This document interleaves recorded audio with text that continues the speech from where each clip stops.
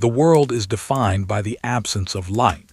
In this place, at this hour, the spectrum of color has been reduced to the deepest variations of indigo and slate. It is a visual stillness, a composition drawn in heavy, deliberate strokes of charcoal and dark blue pastel against a textured black surface. The darkness is not empty, it is thick, possessing a physical weight that settles upon the earth like a blanket of wet wool. There is no sun here. The memory of the sun is a distant, fading concept, irrelevant to the reality of the frozen steppe. Here, the night is the only permanence. It stretches out in every direction, a vast, flat canvas of shadow where the horizon is lost, merged indistinguishably with the heavy, low-hanging sky. The air is motionless. It is a solid block of ice, transparent and brittle. To move through it is to shatter the silence, to break the delicate equilibrium of the frost. The temperature is a physical entity. It is not merely the absence of heat. It is the presence of a profound, ancient cold. It is a cold that seeps into the grain of the wood, into the weave of the fabric, into the very iron of the earth. It is a dull, aching pressure. The landscape is rendered in soft, blurred lines, the way a colored pencil might sketch the edge of a snowbank, fuzzy, indistinct, merging with the gray of the ground. The snow is not white. In this deep night, under the cover of a cloud-choked sky, the snow is a pale, ghostly gray, a smudge of light against the overwhelming darkness. It lies heavy on the flat fields, smoothing out the imperfections of the terrain, burying the stones and the frozen grass under a layer of silence. There are no sharp edges here, only the rolling, uneven texture of the drift, captured in the dim light as a series of soft, undulating waves. In the center of this vast, frozen emptiness, a small structure stands. It is a tent, low to the ground, its canvas walls stiff with ice.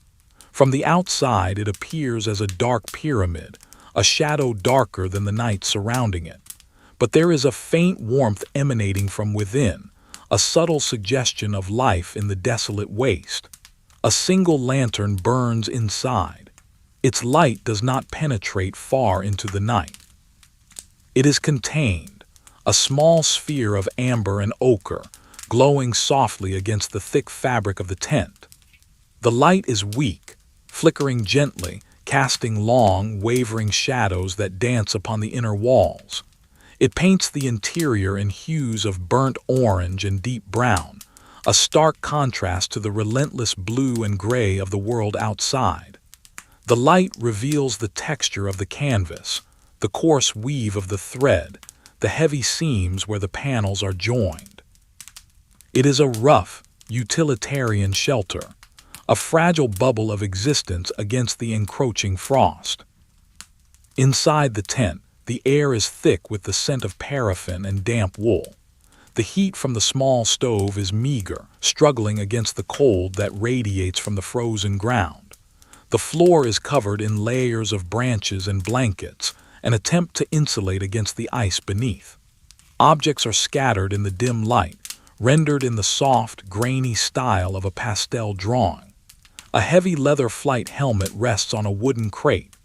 A map case, worn and cracked at the edges, sits beside it. A pair of thick felt boots, Valenki, stand near the stove, their gray wool surface catching the faint orange glow. Everything is still. The objects possess a quiet dignity, a sense of waiting. They are tools of a trade dormant now, resting in the brief interlude between the duties of the night. The silence is absolute. It is not the silence of peace, but the silence of anticipation. It is the heavy, muffled silence of snow. Outside, the wind begins to stir. It is a low, mournful sound, a whisper that moves through the dry branches of the distant birch trees. It brushes against the canvas of the tent, a soft, scratching noise like sandpaper on wood. The wind carries with it the fine, crystalline dust of the snow, drifting it against the base of the shelter, building slowly, grain by grain, a microscopic shift in the landscape. The wind is the breath of the steppe. It travels across miles of open, flat ground, gathering the cold, concentrating it, delivering it to this solitary point on the map. It flows over the wings of the aircraft parked in the distance, cooling the engines, stiffening the oil, freezing the control cables. The aircraft are out there, invisible in the deep gloom. They are the Polikarpov Po-2s. They are made of wood and fabric, fragile constructions of pine, ash, and canvas. They sit in rows, their silhouettes barely discernible against the dark sky. They look like toys, like sketches made by a distracted hand. Their wings are long and rectangular, stacked one atop the other, held together by thin struts and wires. In the darkness, the wires are invisible, leaving the wings to appear as if they are floating, suspended in the freezing air. The planes are covered in a layer of frost. The moisture in the air has settled upon them, crystallizing into delicate, fern-like patterns on the dough-placard canvas. The frost dulls the surface, turning the dark green paint to a muted, chalky gray. The planes are sleeping. They are cold, inert machines, waiting for the hands that will wake them. A figure moves inside the tent. The movement is slow, heavy, encumbered by layers of clothing. There is no rush. The night is long and the rhythm of the work is set by the slow ticking of the cold.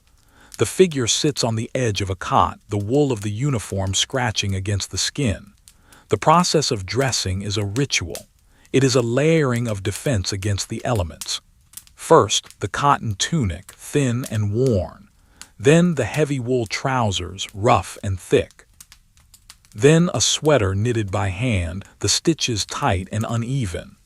Over that, a padded jacket, the telegraphica, quilted and stuffed with cotton batting. It is stiff, bulky, restricting movement. It smells of smoke and old fabric. The buttons are fastened one by one, deliberate motions of numb fingers finding the loops. Then come the boots. The Valenki are heavy, made of thick, compressed felt. They are gray, shapeless, designed for warmth rather than grace. The feet slide into them, finding the pocket of trapped air that will serve as insulation. The boots are pulled up, reaching the knees, swallowing the legs in a cylinder of wool. They are soft to the touch, fuzzy and dense, absorbing the sound of the footsteps. Next, the flight suit. It is a heavy overall, lined with fur or padded cotton. It is pulled on over the other layers, a final shell against the wind. The zipper creates a sharp, metallic rasp in the quiet tent, a sound that seems unnaturally loud. The suit is dark, blending with the shadows of the corner. The figure stands. The weight of the clothing is substantial. It pulls down on the shoulders, a constant reminder of the gravity of the earth. Every movement requires effort. To turn, to bend, to reach, it is all done against the resistance of the fabric. The figure reaches for the helmet. It is made of soft leather lined with fleece. It is worn and supple, shaped by the contours of the head it protects. The leather is dark brown, almost black in the low light. The goggles are attached, resting on the forehead, the glass lenses reflecting the single point of light from the lantern. The helmet is pulled on, the strap fastened under the chin. The ears are covered, muffling the sound of the wind outside, creating a sense of isolation, of being enclosed within oneself. The hands are the last to be covered. They are critical. They must feel the controls, yet they must not freeze. Thin silk gloves are put on first, a second skin. Over them go the heavy leather gauntlets, thick and lined with fur. They are clumsy, making the hands look like paws. The fingers are stiff inside the leather. The figure flexes them, testing the resistance, preparing for the grip on the stick. The preparation is complete. The figure stands in the center of the tent, a silhouette against the lantern light, a bulky, faceless shape prepared to step into the void. The flap of the tent is pushed aside. The transition is instantaneous. The warmth of the lantern is left behind, replaced by the crushing weight of the Arctic air. It hits the face like a solid wall, stealing the breath from the lungs. The moisture in the nose freezes instantly, a sharp, prickling sensation.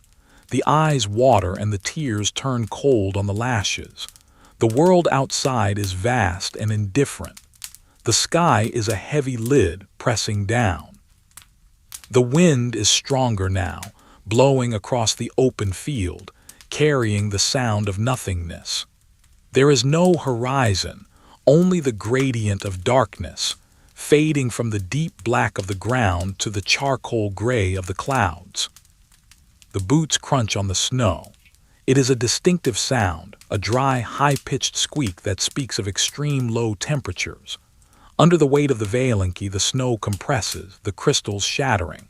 Step by step, the figure moves away from the tent, away from the small sphere of amber light, walking into the deep blue wash of the airfield. The lantern light fades behind, becoming a distant, warm star, irrelevant to the journey ahead. The eyes adjust to the darkness. Slowly, shapes begin to emerge from the gloom.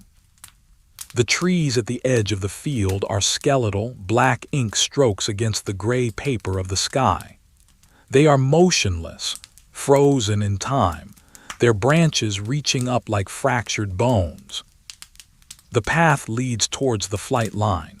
The ground is uneven, hidden beneath the snow. The walking is slow, a rhythmic trudge. 1 foot forward, sink into the drift, shift weight, pull the other foot forward. The breath comes in clouds of white steam, visible for a fleeting second before dissipating into the wind. It is the only sign of life in this frozen tableau. The rhythm of the breath matches the rhythm of the steps. Inhale, step. Exhale, step. The cold seeps through the layers of wool and cotton, finding the gaps, testing the defenses. It is a patient adversary. It waits for a moment of stillness to settle in, to numb the skin, to slow the blood. Ahead, the planes materialize. They are dark, angular shapes resting on the white ground. The Polikarpov Po, the Kukuruznik. It is a humble machine. From a distance, it looks fragile, almost prehistoric. The biplane design belongs to another era, a relic of the past thrust into the present night. The wings are long spans of fabric stretching out into the darkness. The fuselage is narrow, a wooden box covered in canvas. The figure approaches the nearest aircraft. It sits silent and cold, a dormant beast. The propeller is a dark bar across the nose, 2 wooden blades frozen in a vertical position. It looks heavy, immovable. The figure stops beside the wing of the plane. The texture of the aircraft is visible now in the faint ambient light of the stars that struggle to pierce the cloud cover. The canvas is rough to the touch, covered in a fine layer of hoarfrost. The frost sparkles dimly, tiny diamonds scattered across the dark green surface. The figure runs a gloved hand along the leading edge of the lower wing. The sensation is muted by the leather, but the hardness of the surface is evident. Underneath the fabric, the wooden ribs of the wing can be felt, the skeleton of the machine. The wood is pine, sourced from the vast forests of the north, cut and shaped and glued together to form this instrument of flight. It is organic material, dead but given new purpose. The smell of the aircraft is distinct. Even in the freezing cold, the scent of the machine hangs in the air. It is the smell of aviation fuel, sharp and chemical. It is the smell of oil, heavy and viscous. It is the smell of dope, the lacquer used to tighten the fabric, a sweet, pungent aroma that never fully fades. And underneath it all, the smell of cold metal and old wood. The engine, a 5-cylinder radial, sits exposed at the front of the fuselage. It is a lump of iron and steel, cold as the grave. The cylinders are finned, designed to catch the air, but now they are catching the frost. The metal is dull, gray, devoid of shine. It looks lifeless. It is hard to imagine that fire will soon burn inside these chambers, that pistons will hammer up and down, that the crankshaft will spin. For now, it is just cold metal, a heavy weight hanging on the nose of the glider. The figure moves to the cockpit. It is an open cockpit exposed to the elements. There is no glass canopy to shield the pilot, only a small celluloid windscreen scratched and yellowed with age. The rim of the cockpit is padded with leather, worn smooth by the entry and exit of many flights. The figure climbs up, placing a boot on the wing root, gripping the side of the fuselage. The aircraft groans softly, the wood shifting under the added weight. It is a sound of protest, a creak of frozen joints. The figure slides into the rear seat, the navigator's station, or perhaps the front, the pilot's. In this story, the distinction blurs, the duty is the same. The seat is a bucket of plywood metal, hard and unforgiving. The parachute pack serves as a cushion, a lumpy, uncomfortable seat. Inside the cockpit, the darkness is deeper. The instrument panel is simple, primitive. A few round dials with white markings, an altimeter, a speedometer, a turn and bank indicator. The needles are still, resting at 0 or dead center. They are painted with radium, glowing very faintly, a ghostly green luminescence that barely registers in the dark. The control stick rises from the floor, a metal tube topped with a rubber grip. The figure grasps the stick. It is freezing cold, stealing the heat from the glove instantly. The stick moves stiffly. The grease in the linkages has thickened, turning to glue. To move the ailerons requires force. The figure pushes the stick left, then right. Outside on the wings, the control surfaces move sluggishly, the cables creaking in their guides. The wind picks up again. It whistles through the bracing wires that hold the wings together. The wires are steel cables pulled tight. In the wind, they vibrate, creating a low, humming note like the string of a giant instrument. It is a mournful song, the song of the biplane. The aircraft rocks gently on its landing gear, the tires absorbing the movement. The wheels are spoked like those of a bicycle, covered in canvas discs to reduce drag. They rest on the snow, the rubber hard and unyielding. The skis, if fitted, would be long wooden planks, waxed and ready to slide. Tonight, perhaps it is wheels or perhaps skis. The visual is of dark shapes against the snow, the mechanism hidden in shadow. The figure sits in the cockpit waiting. The preparation is mental as much as physical. The mind must slow down to match the pace of the night. There is no room for anxiety. Anxiety burns energy, and energy is heat, and heat must be conserved. The mind must become like the landscape, cold, still, enduring. The thoughts drift like the snow, thoughts of the flight path, thoughts of the wind direction, thoughts of the engine start. The procedure is a checklist, memorized and repeated until it becomes a prayer. Prime the cylinders, set the magneto, swing the prop. The words are silent, spoken only in the quiet theater of the mind. Below the wing, the mechanic arrives, another shadow in the darkness. There is no greeting, no spoken word. The silence is preserved. The mechanic is a dark shape, bulky in quilted trousers and jacket. The mechanic moves to the front of the plane, to the engine. The hands reach up, touching the cold metal. The mechanic begins the ritual of waking the machine. It is a slow process. The oil may need to be warmed. A canvas hood might be draped over the engine, a pipe from a heater directed underneath. The heat rises, thawing the iron, softening the oil. The smell of hot air and exhaust begins to mix with the smell of the frost. The colored pencil drawing shifts slightly in tone, adding a smudge of warm gray around the nose of the plane, a visual representation of the rising temperature. The pilot watches the mechanic. The interaction is one of trust and routine. They are two parts of the same organism, separated by the barrier of the fuselage but connected by the purpose of the night. The pilot checks the straps of the harness. The heavy canvas webbing goes over the shoulders and across the waist, locking in a central buckle. It is tight, restricting the breath even further. The pilot feels one with the machine now. The body is strapped to the wood and wire. The heart beats inside the ribcage, a slow, steady rhythm, waiting for the engine to join it. The view from the cockpit is a study in minimalism. The nose of the plane blocks the forward view, rising up towards the stars. To the sides, the wings stretch out, bisecting the world. Above, the sky is a vast, heavy dome. The clouds are moving, drifting slowly from the north. They are low, ragged masses of vapor, dark gray against the slightly lighter gray of the upper atmosphere. Occasionally, a gap opens, revealing a glimpse of the universe beyond. A single, sharp star, burning with a cold, white fire. It is a reminder of the infinite height, of the space where the air is too thin to breathe. The pilot looks at the star, tracing its light, feeling the distance. The cold penetrates the cockpit floor. The feet in the felt boots are numb.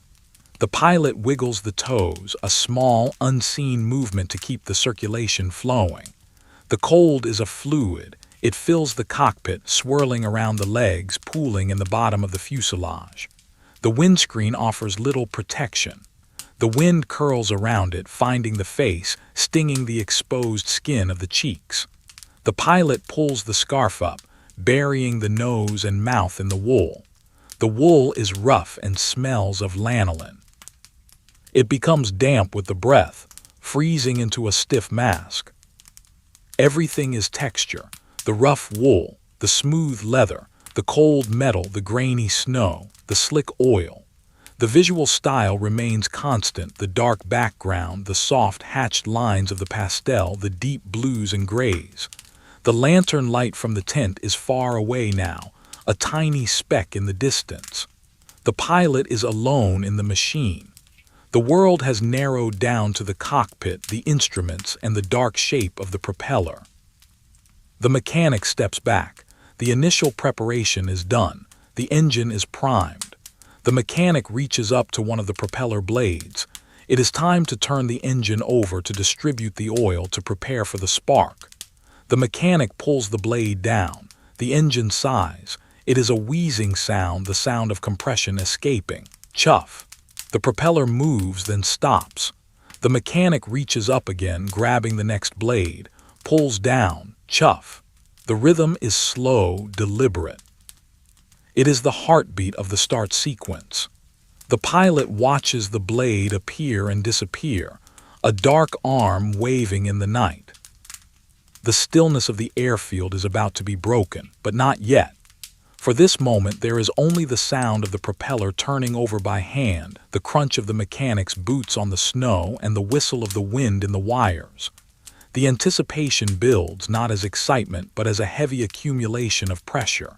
The air feels denser. The shadows seem to lengthen. The night waits. The pilot rests a gloved hand on the throttle quadrant. The metal is freezing. The throttle is closed. The mixture is set. The magnetos are off. The sequence is rigid. The landscape extends beyond the airfield. Miles of flat, frozen steppe. Villages buried in snow, invisible in the dark. Forests of birch and pine, silent and empty. Frozen rivers winding like white ribbons through the black earth.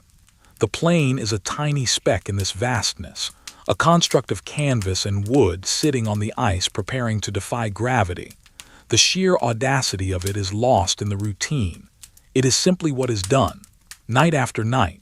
The cold, the dark, the wind, the wooden plane. The pilot closes eyes for a second.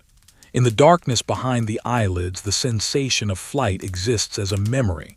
The vibration of the airframe, the lift of the wings, the wind rushing past. But now there is only the static cold. The ground is solid beneath the wheels. The gravity is heavy. The pilot opens eyes. The dark blue world returns.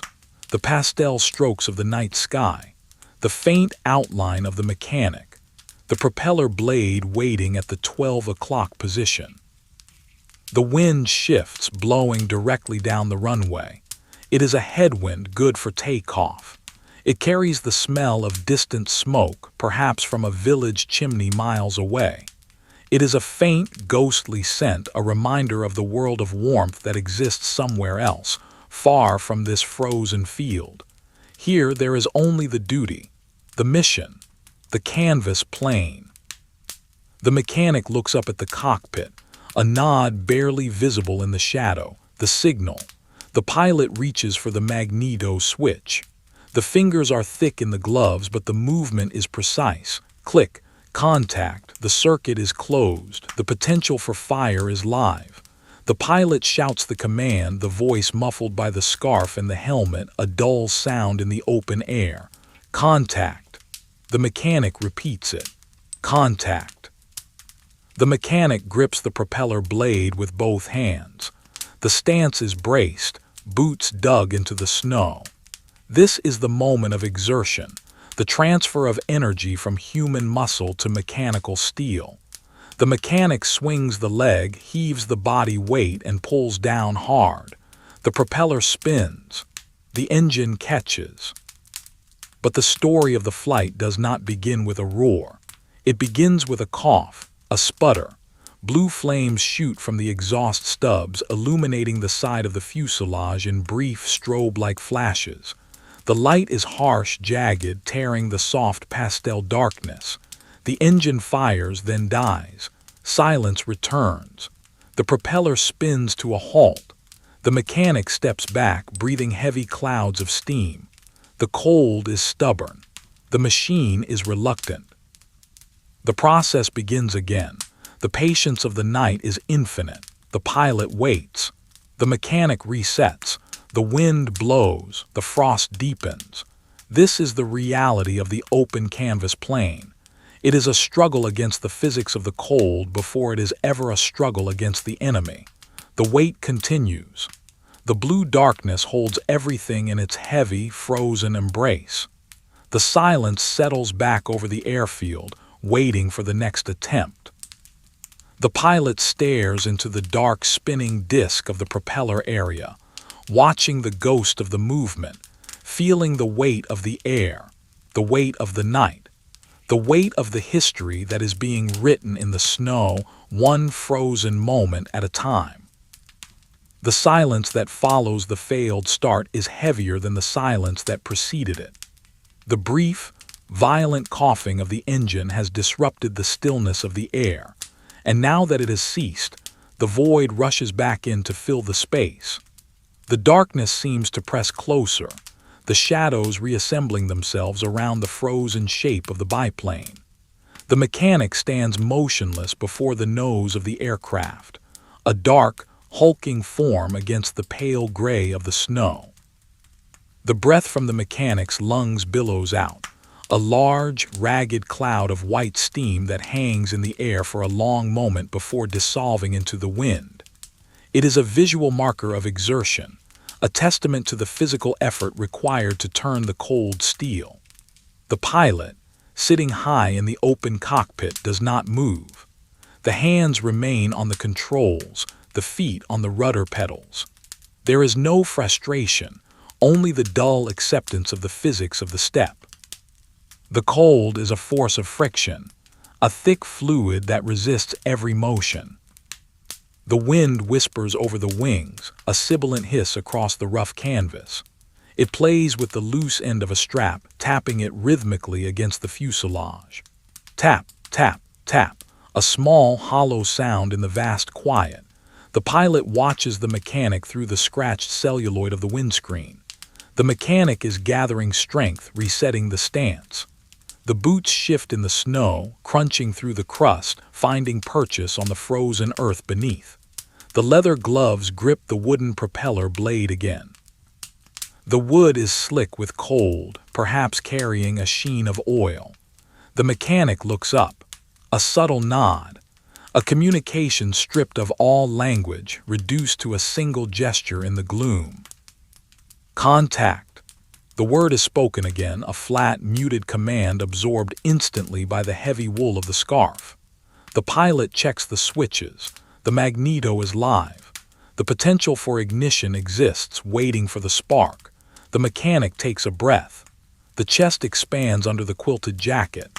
The body leans forward, then throws itself back, using the weight of the torso to pull the blade down. The propeller swings. The engine sighs again, a deep, aspirating sound of pistons moving in cylinders. Chuff, chuff, chuff. The inertia of the flywheel carries the motion, and then the chemistry catches. It is not a roar. It is a series of explosions, distinct and percussive. Bang, bang, bang. The engine fires, stumbling at first, uneven and angry. The propeller blurs, transforming from a solid bar of wood into a transparent disk of gray shadow. From the exhaust stubs on the side of the cowling, flames erupt. They are not the bright, yellow flames of a campfire. They are blue, a deep, intense chemical blue edged with violet and fleeting streaks of orange. They stab into the darkness, illuminating the side of the plane in a harsh, flickering stroboscope. The light catches the texture of the fabric, highlighting the weave of the canvas, the rivets on the cowling, the frost that still clings to the metal. The scene is rendered in stark contrast, the deep, velvety black of the night and the sharp, electric blue of the fire. The sound settles. The stumbling rhythm smooths out into a steady, metallic clatter, clack, clack, clack, clack. It is the sound of a sewing machine magnified 1,000 times. It is a loose, agricultural sound. There is no screaming turbine, no high-pitched whine. It is the sound of iron hitting iron, of valves opening and closing, of a crankshaft spinning in heavy oil. It is a rhythmic, hypnotic beat that resonates in the chest. The vibration begins. It starts at the nose of the plane and travels backward, a wave of physical energy. The wooden fuselage begins to shake. It is a low-frequency trembling, a constant shudder that passes through the floorboards, through the seat into the pilot's spine. The instrument panel vibrates. The needles on the gauges blur slightly, dancing in their housings. The whole world of the cockpit is now defined by this vibration. It is a massage of numbness, a shaking that threatens to rattle the teeth. The pilot adjusts the throttle. The gloved hand moves the lever forward a fraction of an inch. The engine note rises, the clatter becoming faster, more urgent. The blue flames lengthen, streaming back along the fuselage, licking at the air. The smoke begins to flow. It is thick and acrid, swirling around the open cockpit. It smells of burnt hydrocarbons, of hot metal, of oil. It is a suffocating, heavy scent, but to the pilot it is the scent of life. It means the machine is awake. It means the heat is building. The heat is the most precious commodity. Inside the engine cowling, the temperature is rising. The oil, thick as tar moments ago, begins to thin, to flow through the veins of the engine, lubricating the moving parts. The cylinders, coated in frost, begin to warm. The frost melts, turning to water, then to steam, evaporating off the hot metal in wisps of white vapor that mix with the exhaust. The mechanic steps away from the propeller, moving to the side of the wing. The danger of the spinning blade is now a permanent wall of invisible force at the front of the plane. The mechanic watches the engine, listening for irregularities, for the skip of a heartbeat that would indicate a fouled plug or a blocked line. The mechanic's face is illuminated by the flickering blue light of the exhaust, a mask of concentration drawn in charcoal and slate. The shadows on the snow dance wildly now. The stationary shadows of the trees are joined by the frantic, moving shadows cast by the engine's fire. The ground beneath the plane seems to ripple and shift, a trick of the light and the vibration. The pilot scans the instruments. The oil pressure gauge is the focus. The needle is rising slowly, agonizingly slowly. It creeps up the scale, fighting the cold that tries to keep the fluid thick. The pilot taps the glass of the gauge with a gloved finger. Tap, tap. The needle quivers but holds its ground. It is rising. The engine is healthy. The temperature gauge is still dead, the needle resting on the peg. It will take time for the heat to register. The engine must idle. It must run at this low setting, warming itself, preparing its internal tolerances for the stress of flight.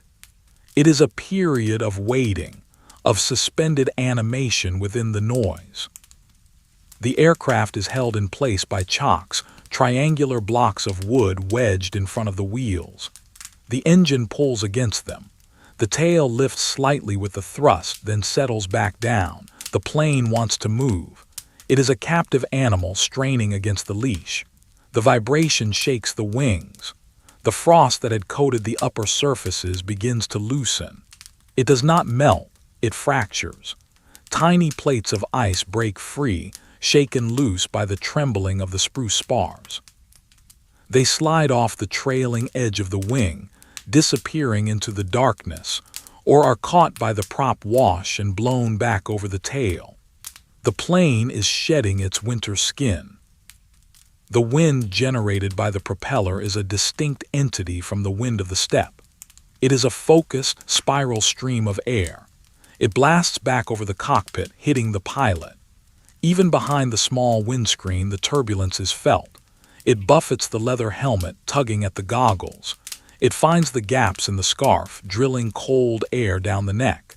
But this wind is different. It carries the heat of the engine. It is a paradoxical wind, freezing cold, yet carrying the warmth of the exhaust. The pilot huddles deeper into the cockpit, seeking the pocket of stillness behind the instrument panel. The noise is all-encompassing. It drowns out the wind in the trees, the distant barking of a dog, the thoughts in the head.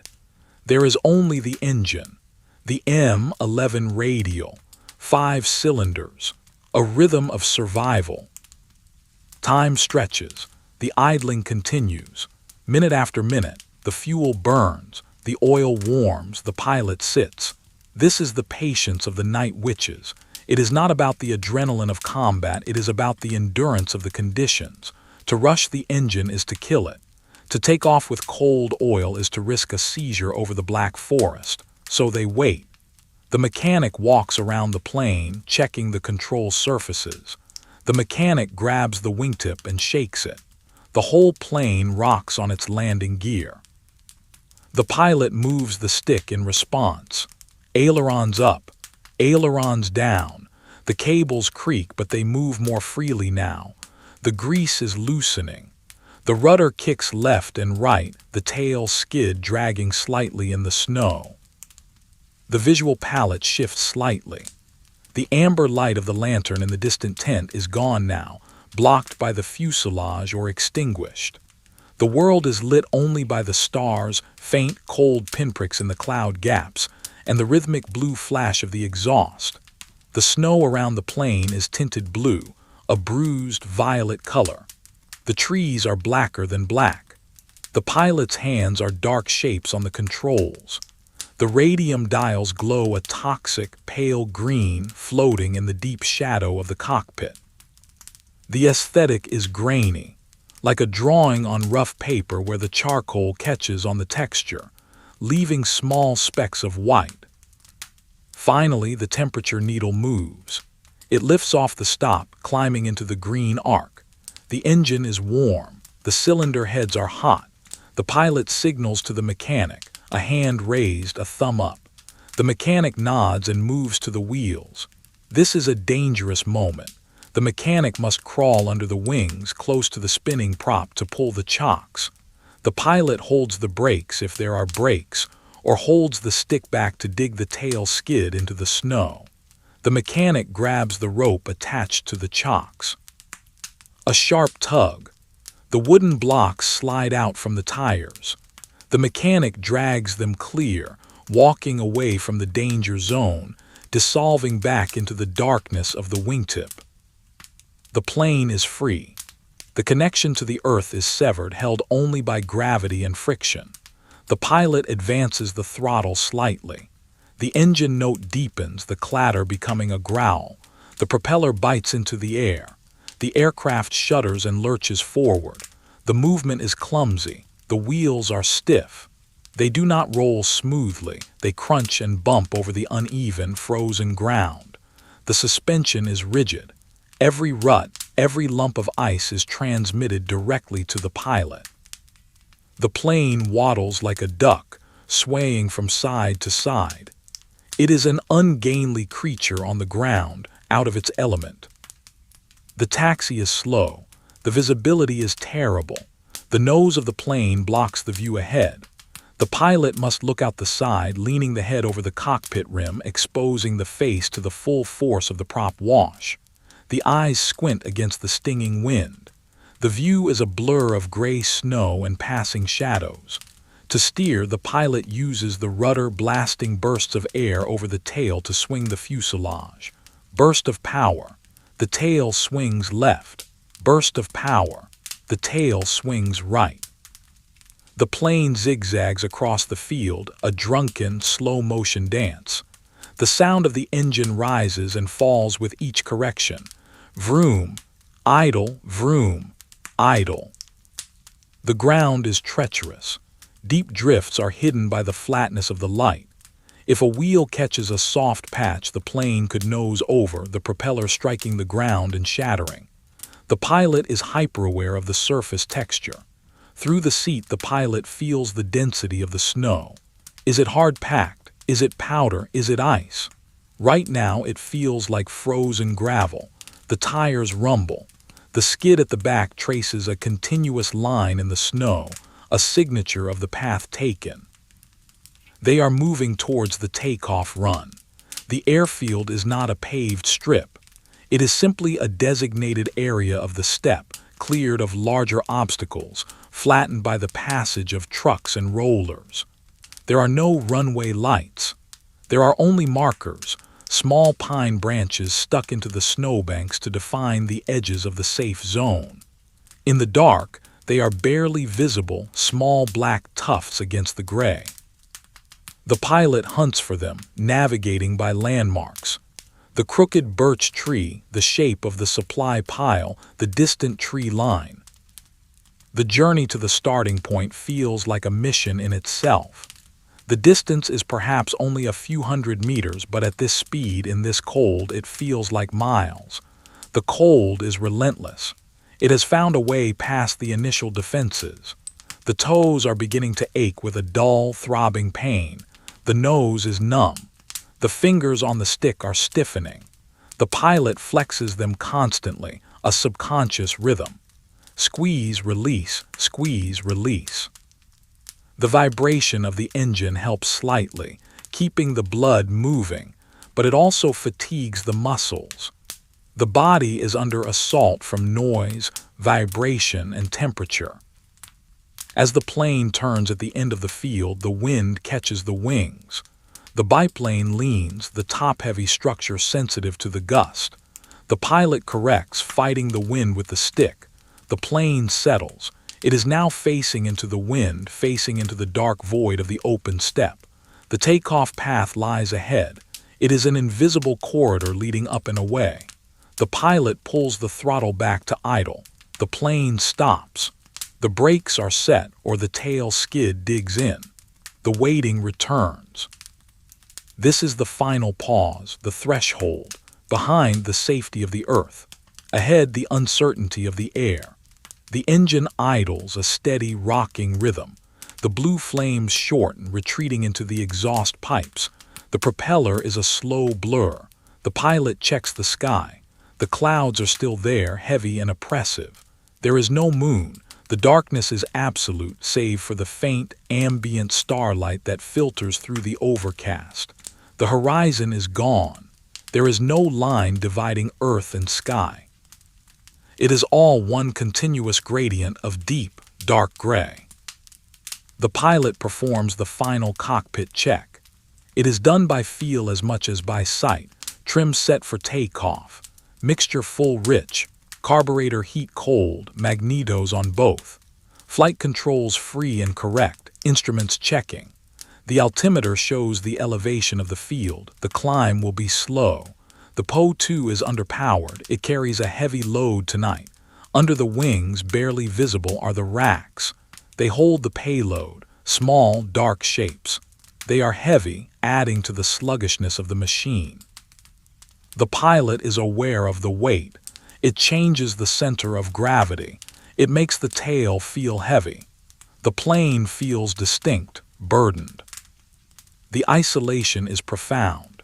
The mechanic is gone, walking back to the tent or to the next plane. The pilot is the only human consciousness in this metal and wood shell. The headset is silent. There is no radio, no control tower, no voice to guide the way, just the wind and the engine. The pilot takes a deep breath. The air is ice cold, filling the lungs with a sharp clarity. The smell of the exhaust is stronger now, pooling around the stationary plane. The vibration at idle is a gentle rocking. The wings tip slightly up and down as if the plane is breathing. The bracing wires hum a low note. The pilot looks down at the hands. The leather gauntlets are worn, the knuckles scuffed. These hands hold the life of the pilot. They must be steady. They must be sensitive. They grip the stick with a familiarity born of hundreds of hours. The rubber grip is freezing, but the connection is there. The pilot looks out at the darkness ahead. The snow stretches out, a flat, gray canvas. It looks soft, inviting, but the pilot knows it is hard as concrete. To hit it at speed is to be destroyed. The only safety lies in the air and the unstable, fluid medium of the sky. The paradox of flight. Safety is found in the void, not on the ground. The pilot eyes the point where the darkness deepens, marking the end of the field and the beginning of the forest. The plane must be off the ground before that line. It must be climbing.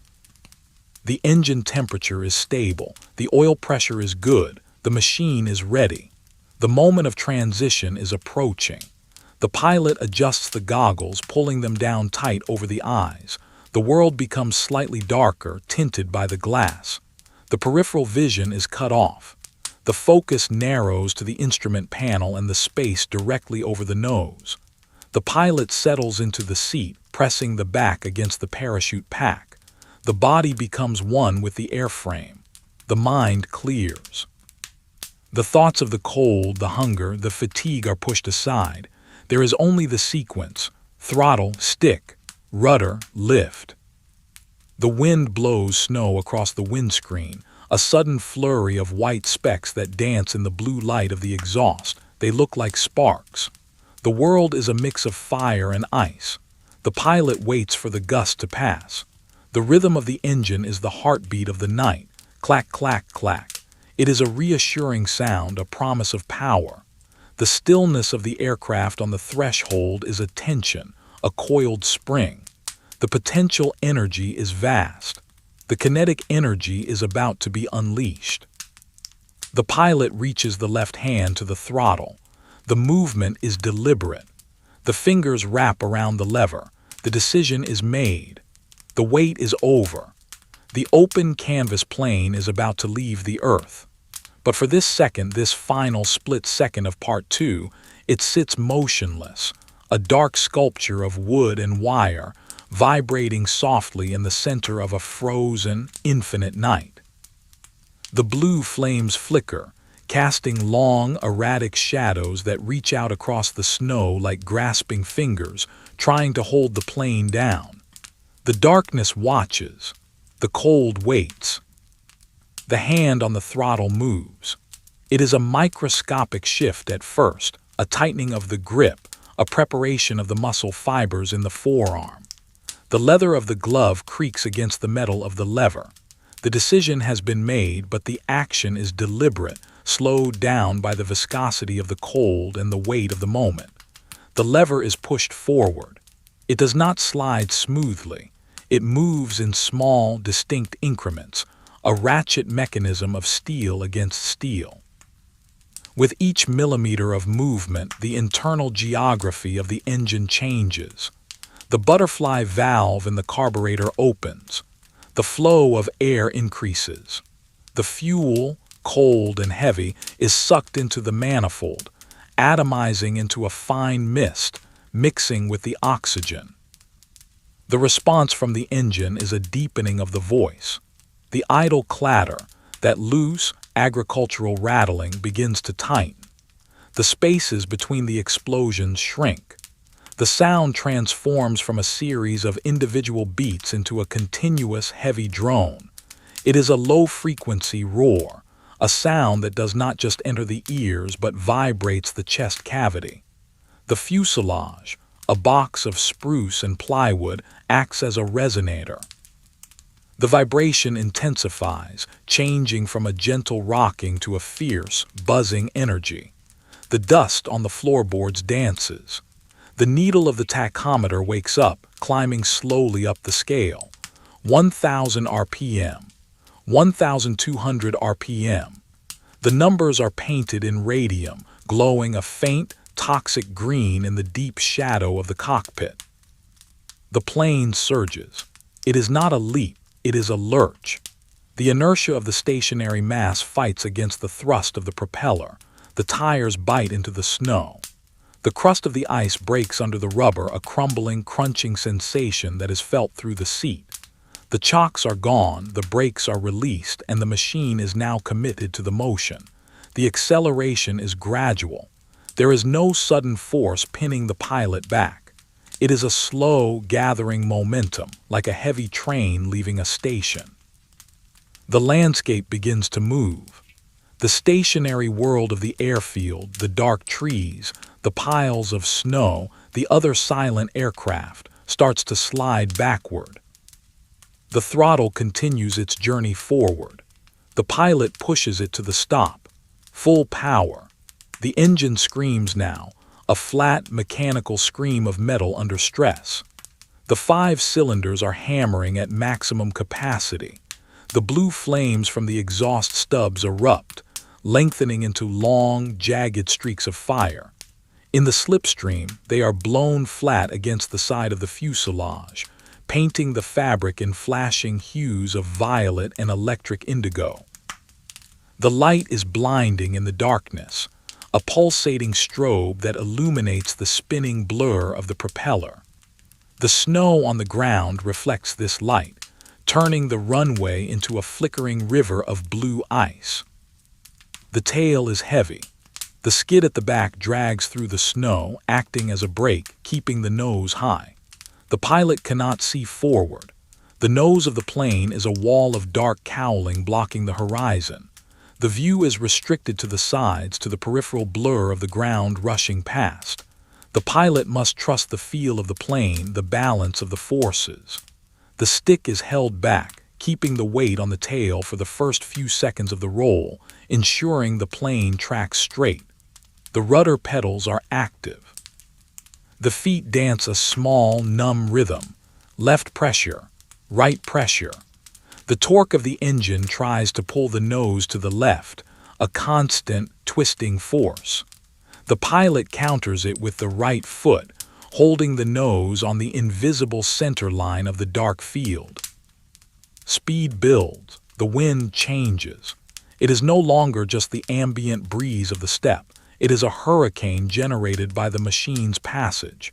It hits the face with physical violence.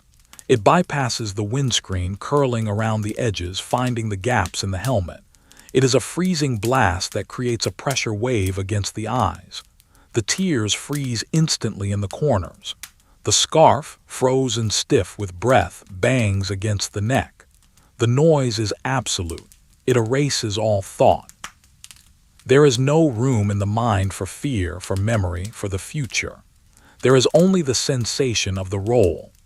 The texture of the snow changes as the speed increases. The individual crunches of the tires smooth out into a continuous, high-pitched rumble. The vibration changes frequency, becoming a fine, numbing buzz that travels up the legs, into the spine, into the teeth. The pilot pushes the stick forward. This is the moment of leverage. The elevator at the tail deflects down. The wind catches it, lifting the heavy tail off the ground. The rear of the plane rises. The dragging sensation of the skid vanishes. The plane is now rolling on its two main wheels. The angle of the world changes. The nose drops. The horizon appears. The dark wall of the cowling lowers, revealing the gray expanse of the snow ahead. The pilot can see now. The runway is a tunnel of darkness, defined by the faint, rushing shapes of the marker branches.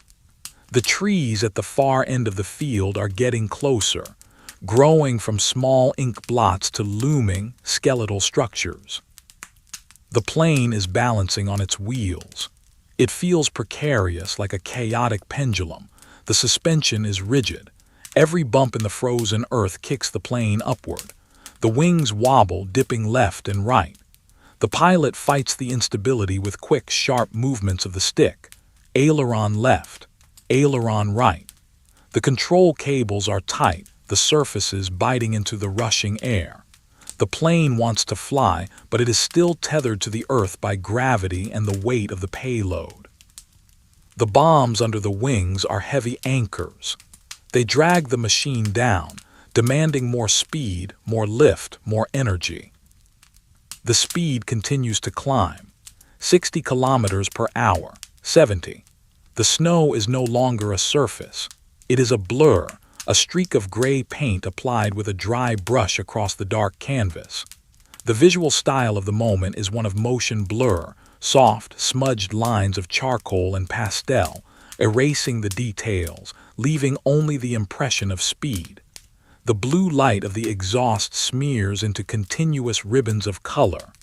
The darkness of the night feels solid, a medium that must be pushed through. The air is dense, heavy with cold. It resists the passage of the wings. The pilot feels the wings take hold. It is a subtle sensation. The heaviness of the machine begins to lighten. The vibration of the wheels against the ground becomes intermittent. Bump, bump, skim, bump. The plane is skipping across the top of the snow. The lift is fighting gravity. The air is winning. The pilot holds the stick steady, feeling the sweet spot, the angle of attack where the wings generate the most force. The hands are gentle now. No sudden movements. To pull back too early is to stall, to fall back onto the hard earth. To wait too long is to run out of field, to strike the trees. It is a delicate negotiation between speed and lift. Then the separation happens. It is not dramatic. There is no sudden leap. The vibration of the wheels simply stops. The rumbling ceases. The plane unstick from the earth. The silence of the undercarriage is profound. The noise of the engine remains, the hammering roar, but the rough, chaotic shaking of the ground run is gone. It is replaced by a fluid smoothness. The plane is floating. It has entered its element. The snow, which was inches below the wheels, begins to drop away. The blur of the ground slows down as the distance increases. The pilot holds the aircraft in ground effect for a moment, letting the speed build.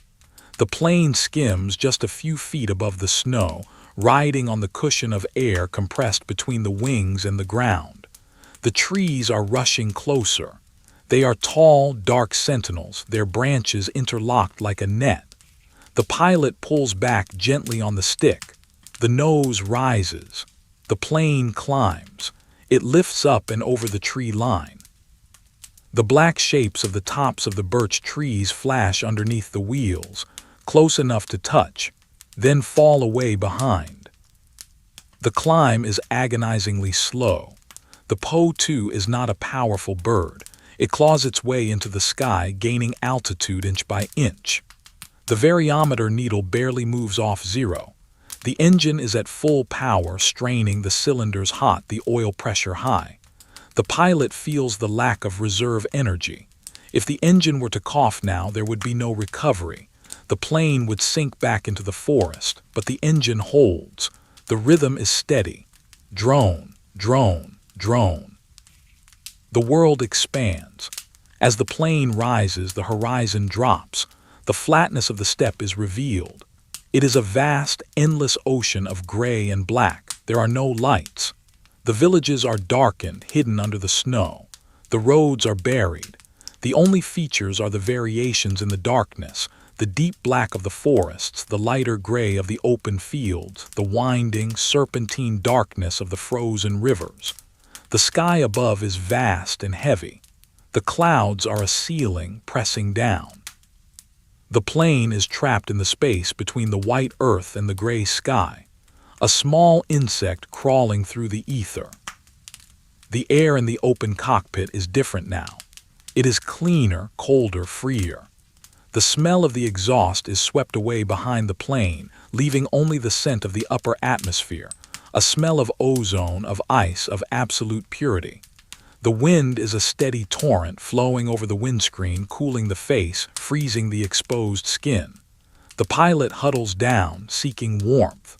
The collar of the sheepskin jacket is pulled up. The hands grip the stick and throttle, the only points of contact with the machine's will. The turn begins. The mission requires a course. The pilot pushes the rudder pedal to the left and moves the stick to the left. The plane banks, the horizon tilts, the wingtip dips towards the dark earth. The turn is slow, a wide, graceful arc in the night sky. The compass card spins sluggishly in its fluid-filled housing. The numbers float in the green glow. North, northwest, west. The pilot rolls out on the heading. The wings level. The plane is now pointed towards the target, towards the west, towards the line of the front. Below, the airfield is gone. It has disappeared into the gloom. The faint lantern light, if it was ever visible, is swallowed by the distance. There is no reference point now, no ground control, no visual markers. Navigation is by dead reckoning, time, speed, and distance. The pilot checks the clock on the instrument panel. It is a heavy mechanical clock, wound by hand. The hands are thick, painted with radium. The second hand ticks around the dial with a jerky, rhythmic motion. The pilot notes the time of departure. The mental calculation begins. Fuel for 4 hours. Wind from the north at 15 kilometers. Drift correction. Estimated time of arrival. The math is done in the head, a silent computation in the freezing cold. The darkness is not empty. It is filled with turbulence. The air over the steppe is unstable. Thermal currents rising from the slightly warmer patches of forest clash with the sinking cold air over the open snow. The plane rides these currents like a boat on a rough sea. It bumps and jolts. The wings flex. The pilot constantly corrects, keeping the keel even.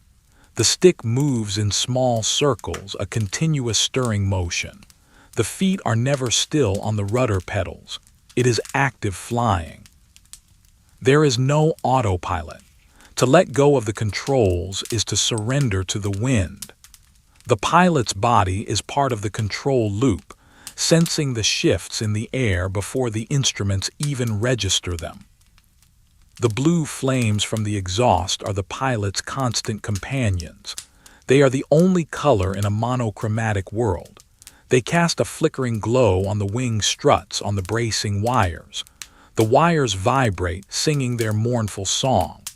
The pitch of the song changes with the speed and the angle of the wind. It is a haunting melody, a chorus of steel strings played by the frost. The pilot listens to it. It is the music of the sphere, the sound of the void. Inside the cockpit, the cold settles in for the long haul. It is no longer a sharp shock, it is a pervasive presence. It seeps through the leather of the boots, through the layers of wool socks, finding the toes. It wraps around the fingers, stiffening the joints.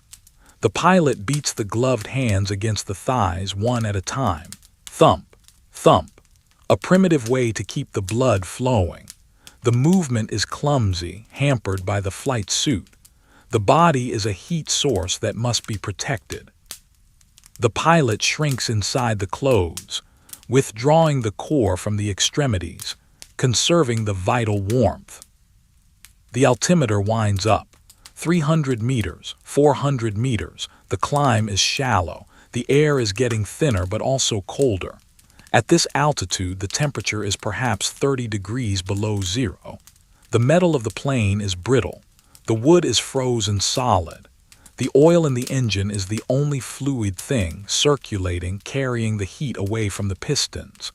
The pilot watches the oil pressure gauge like a hawk. It is the heartbeat monitor. If it drops, the engine dies. If the engine dies, the glider descends.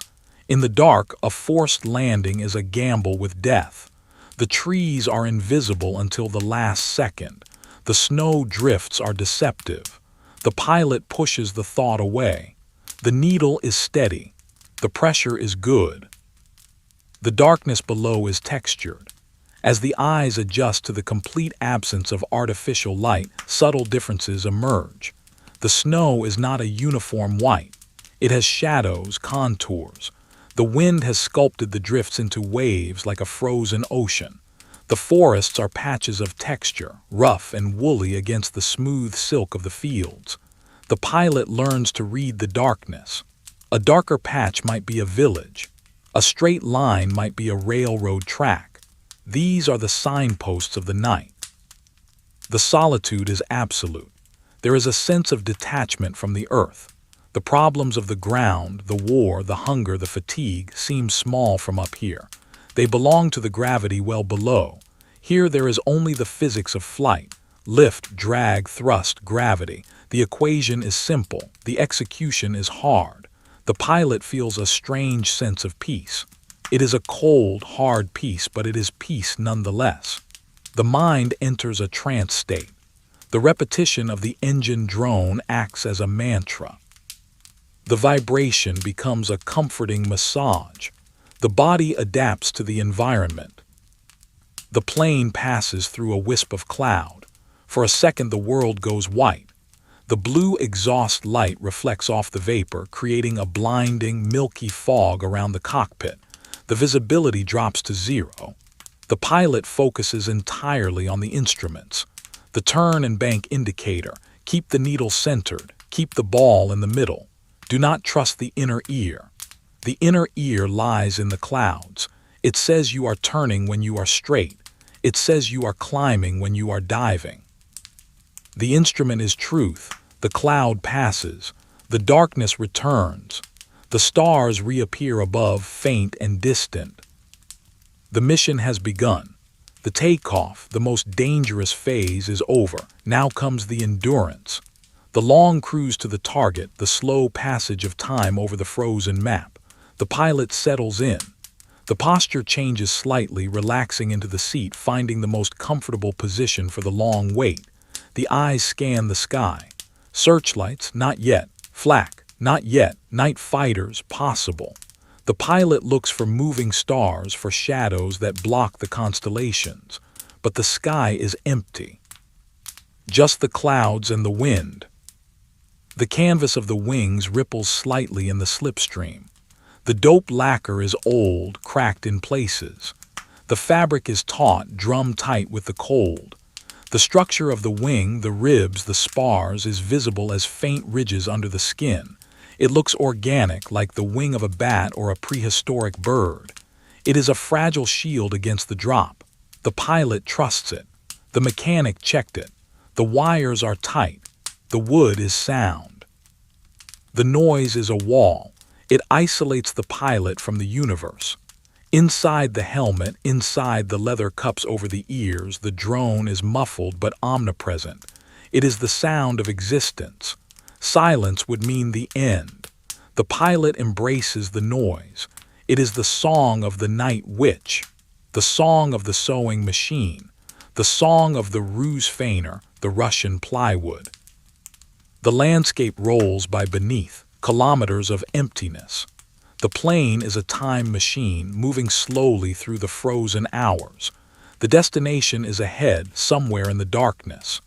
But for now, the journey is the only reality. The open cockpit, the freezing wind, the blue fire, the charcoal sketch of the world. The pilot breathes in the ice, exhales the steam, and flies on into the deep, heavy, monochromatic night. The suspension of time is the defining characteristic of the cruise. In this phase of the flight, the concept of forward motion becomes abstract. The aircraft, a construct of wood and canvas, appears to hang motionless in the center of a vast, dark sphere. The ground below, speeding past at 100 kilometers per hour, is so devoid of features, so uniformly painted in shades of deep charcoal and black, that it offers no sensation of speed. It is a texture rather than a place, a rolling, infinite carpet of shadow that unspools beneath the wings without end. The pilot is suspended in a void, pinned to the sky by the roar of the engine and the lift of the cold air. The sensation is not of flying, but of waiting. Waiting in a loud, vibrating, freezing room that just happens to be 2,000 feet above the earth. The engine has settled into a rhythmic trance. It is no longer a collection of explosions.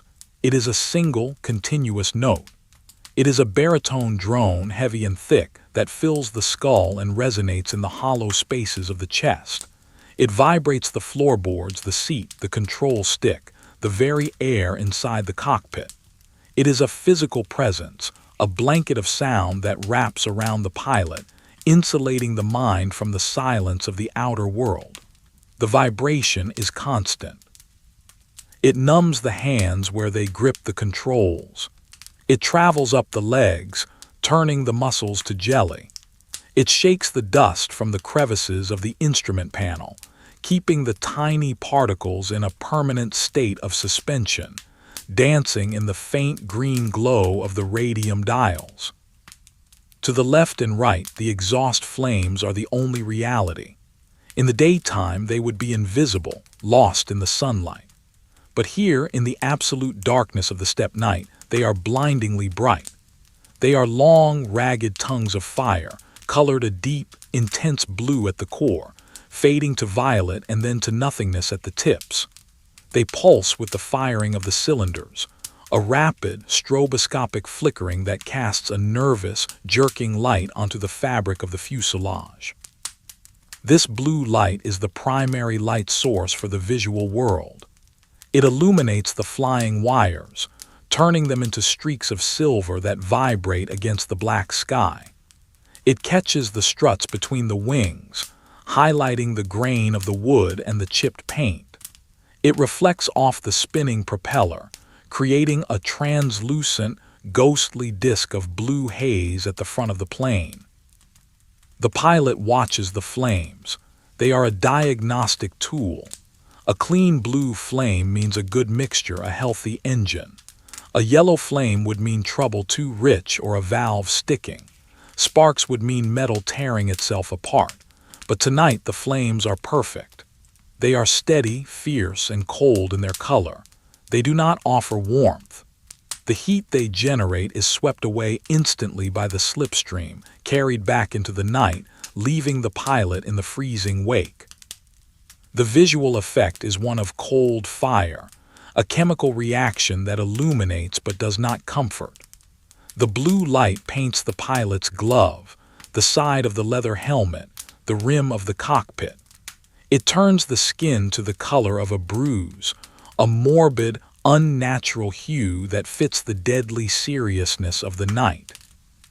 The cold is an active aggressor. It has moved beyond the initial shock of the takeoff and has settled into a slow, grinding siege. It seeks out the weaknesses in the pilot's armor. It finds the seam between the glove and the sleeve. It penetrates the layers of wool where the fabric is pulled tight against the knee. It creeps into the boots, turning the air trapped inside the felt into a refrigerator. The toes are the first to lose sensation.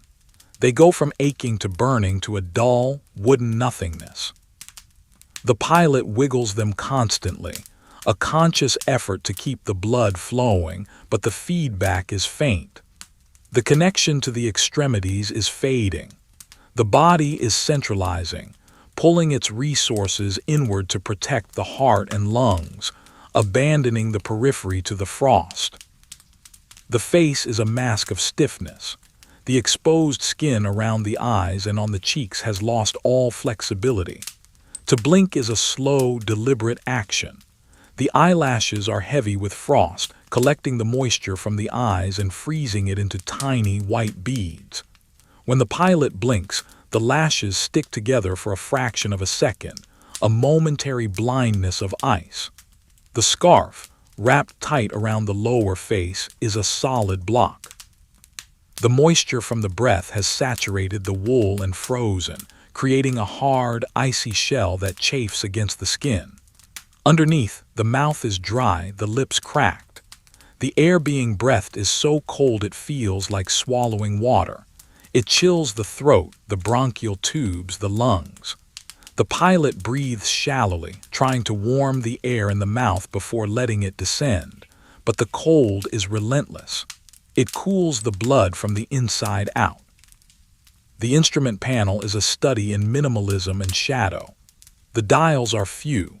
An altimeter, its needle hovering around the 600-meter mark. A tachometer steady at cruising RPM. An airspeed indicator fluctuating slightly with the gusts.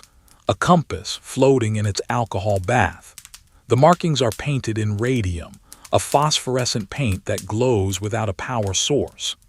In the deep darkness, the glow is eerie, a sickly, pale green that seems to float in the black space of the cockpit. It is the color of decay, of old watch faces, of things that glow in the deep ocean. The pilot stares at these green eyes. They are the only truth. The body says the plane is turning. The green needle says it is straight. The body says the plane is climbing. The green needle says it is level. The pilot must trust the green ghosts. The mind must submit to the mechanical logic of the dials. Navigation is a mental exercise of high tension.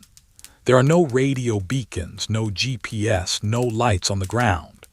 The map is a piece of paper folded in a leather case, illuminated only by a small, dim cockpit light or the ambient glow of the exhaust. But the pilot rarely looks at the map. The map is in the mind. It has been memorized, traced over and over in the briefing room. A river here, a forest edge there, a railway line. But in the winter night, the landscape is transformed. The snow hides the roads. The rivers are white ribbons indistinguishable from the fields. The forests are just darker patches of gray.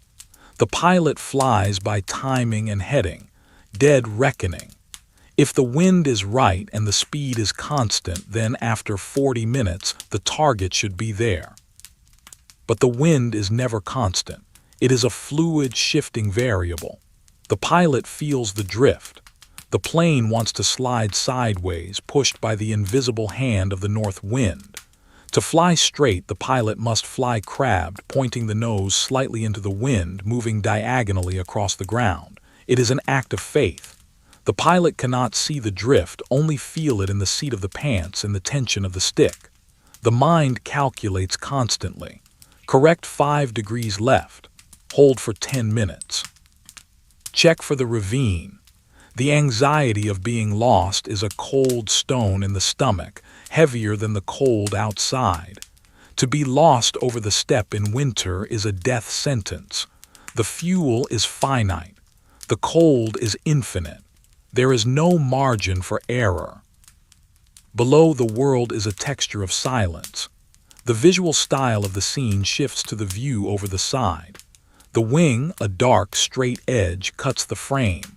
Below it, the earth is a vast, abstract drawing. It is done in charcoal and graphite on rough, dark blue paper. The snow is not white. It is a pale, luminous gray, reflecting the starlight. The shadows are deep black scratches. A forest is a dense, hatched area of darkness, impenetrable and forbidding. A frozen lake is a flat, smooth smudge of lighter gray, devoid of texture. The silence of the ground is palpable.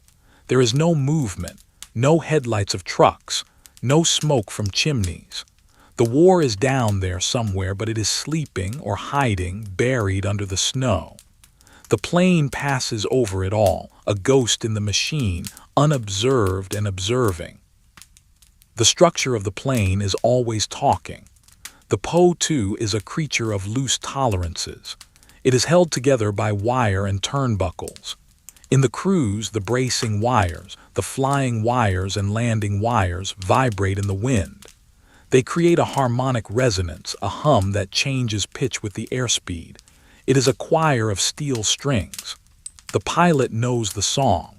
If a note changes, if a wire goes flat or sharp, it means something is loosening, stretching, or breaking.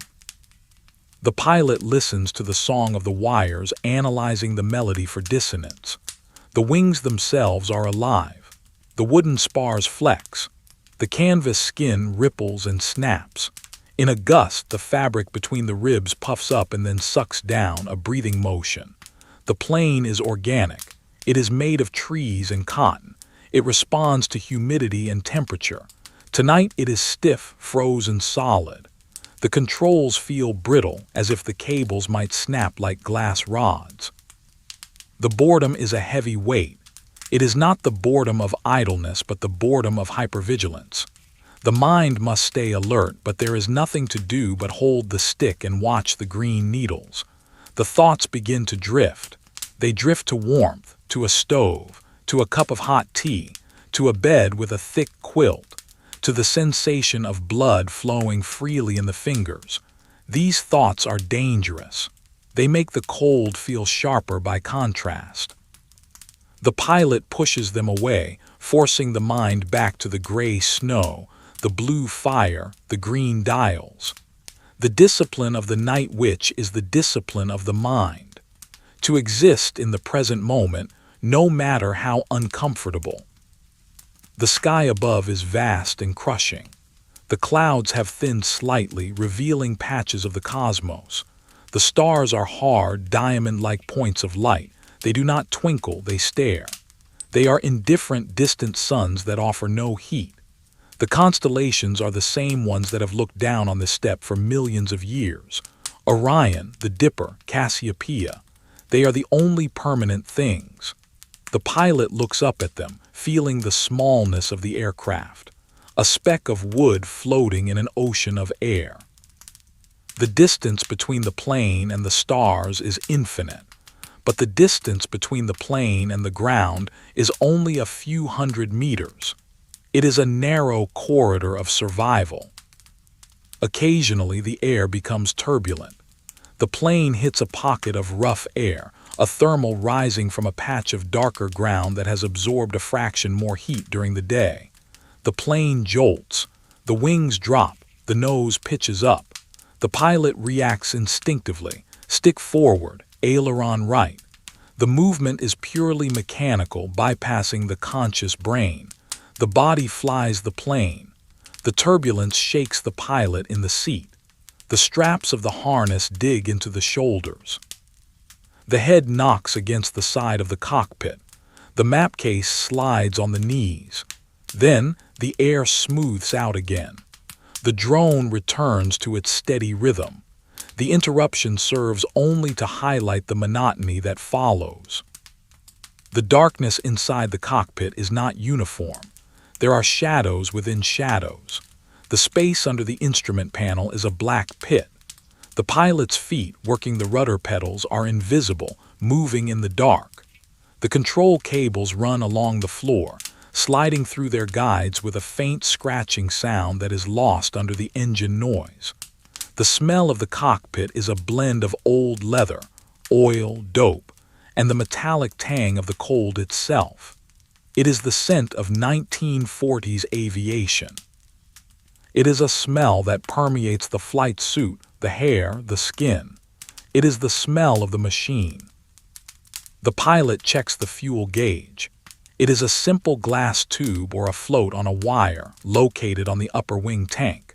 To see it, the pilot must look up and forward, squinting through the prop wash. The blue exhaust light illuminates the gauge. The level is dropping, slowly, steadily. The fluid is being consumed, turned into fire and noise and thrust. The finite nature of the flight is measured in liters. Every minute of flight is a minute of fuel gone. There is no refueling in the air.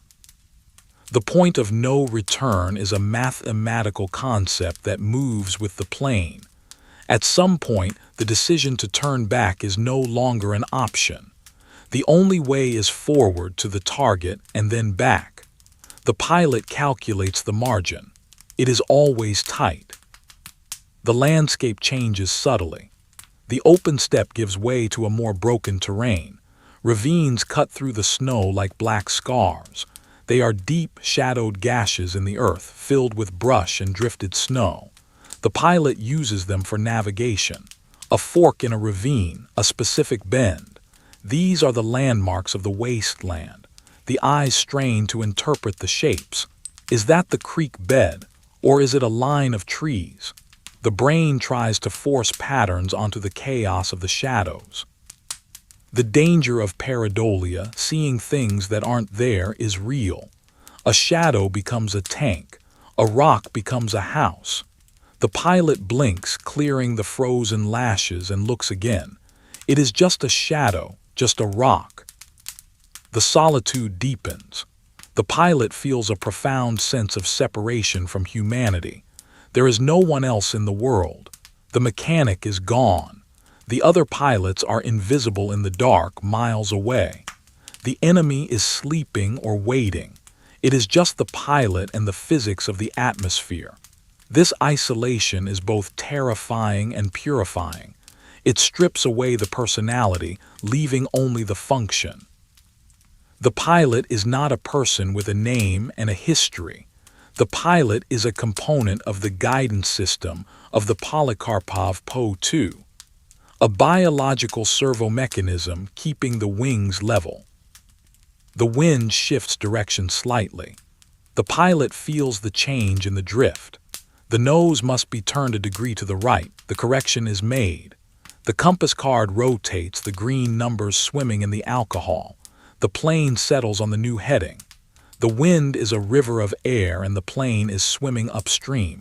The ground speed drops. The flight will take longer. The cold will have more time to work. The fuel will be tighter. The equation shifts, becoming more hostile. The pilot accepts this. There is no anger, no bargaining. The wind blows. The plane flies. The cold bites. It is the nature of the night. The vibration of the engine seems to change texture.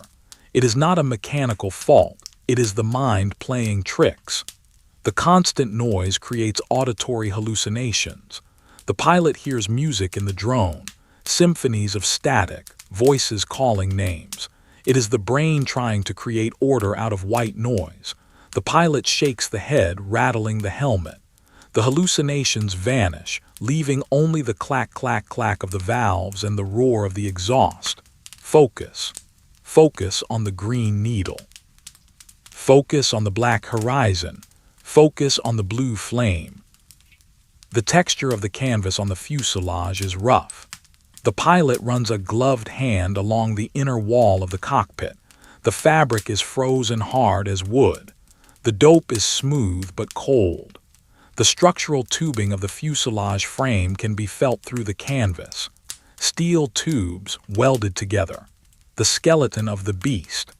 The pilot touches it to feel the solidity, to reassure the senses that the machine is real, that it is not just a dream of flight. The tactile sensation is dull through the heavy leather glove, but it is there. A hard, cold reality. The flight continues.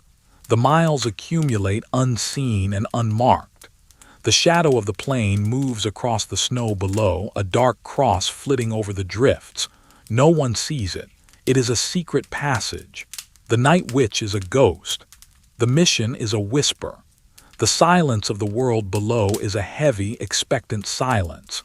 It is waiting for the sound of the engine, but the wind carries the sound away, dispersing it into the vastness of the Russian winter. The plane remains a mystery, a small point of struggle against the elements, suspended in the amber of the cold night air. The pilot's eyes begin to trace the horizon again. Is there a glow, a distant searchlight, a fire? The horizon is a blur of dark gray clouds meeting dark gray earth. It is seamless. There is no light, not yet. The target is still ahead, hidden in the folds of the night. The cruise continues. The waiting continues. The cold deepens. The blue flames flicker, marking time in flashes of chemical light. The open canvas plane flies on, a steady, vibrating speck in the infinite monochromatic dark. The passage of time in the cockpit has ceased to be linear. It has become a circular experience, a repetitive loop of vibration, cold and darkness that feeds into itself without resolution. The pilot exists within this loop, a static point of consciousness suspended in the amber of the night. The initial physical struggle against the temperature has faded into a dull, metabolic acceptance. The body has stopped fighting. It has retreated into a state of hibernation, slowing the heart rate, shallowing the breath, allowing the extremities to become foreign objects attached to the torso. The pilot is no longer a unified organism. The pilot is a mind floating inside a frozen shell of leather and wool, observing the world through a pair of fogged goggles. The landscape below remains a study in minimalism, but the texture is changing. The endless, rolling emptiness of the open steppe is beginning to show the scars of human intention. The untouched snow, previously a smooth, pale gray blanket, is now marred by lines. They are dark, jagged scratches on the surface of the earth, drawn with a heavy charcoal pencil. They zigzag across the fields, cutting through the forests, following the contours of the hills. These are the trenches. From 2,000 feet, they look like the cracks in old pottery, intricate and purposeless. They are filled with shadow, deep black veins in the gray skin of the world. There is no movement within them. If there are soldiers down there, huddling in the mud and ice, they are invisible. The trenches appear abandoned, ancient ruins of a civilization that dug itself into the ground and froze. To the east and west of these lines, the snow is pockmarked. Thousands of small, dark craters dot the fields like the pores on the surface of a coarse paper. These are the shell holes. Some are fresh, their edges sharp and black with overturned earth. Others are old, softened by the wind, half filled with drift snow, appearing as faint, blurred dimples. They create a chaotic pattern on the ground, a texture of violence rendered static by the winter. The pilot looks down at this desolation without emotion. It is simply geography. It is the terrain that must be navigated. The map in the mind overlays the scarred earth, the river bend, the ruined village, the trenches. They are waypoints confirming the drift, confirming the speed. The engine drone continues, a monolithic block of sound. But now subtle variations emerge. As the air density changes with the slight fluctuations in altitude, the pitch of the exhaust note shifts. It creates a phasing effect, a slow, rhythmic wah-wah-wah that pulses in the ears. It is hypnotic. It drags the eyelids down. The desire to sleep is a physical weight, heavier than the gravity of the earth. The cold induces a dangerous lethargy. The brain wants to shut down, to slip into the warm, black velvet of unconsciousness. The pilot fights this with small, microscopic acts of will, a shake of the head, a bite of the lip until the taste of iron fills the mouth, a focusing of the eyes on a specific screw on the instrument panel. Stay awake, stay awake. The night is not over. Ahead, the darkness of the horizon is compromised. It is not the dawn, it is the artificial aurora of the front. Faint, ghostly pillars of light stand against the sky. They are the searchlights. They are miles away, perhaps 10 or 20 kilometers, but their beams are so powerful that they cut through the murky atmosphere like solid bars of white glass. They sweep back and forth, slow, methodical movements, scanning the clouds. They look like the tentacles of deep-sea creatures, groping in the dark water. The beams are not sharp. They are diffused by the mist and the ice crystals in the air, creating glowing, translucent cones of light that fade into the gray void. They cross and uncross, forming geometric patterns in the sky, a silent, slow-motion ballet of optics. The visual palette of the story shifts to accommodate these lights. The deep blues and grays are now punctuated by these sickly, pale yellow and white streaks. The colored pencil drawing gains a new layer of complexity. The contrast is higher.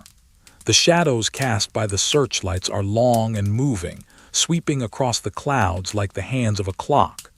The pilot watches them. They are the enemy's eyes. To be caught in one is to be blinded, to be exposed, to be turned into a glowing target for the flak guns. But for now, they are distant. They are searching for other prey, or perhaps just sweeping out of habit, a routine of paranoia in the empty night. Occasionally, a flare rises.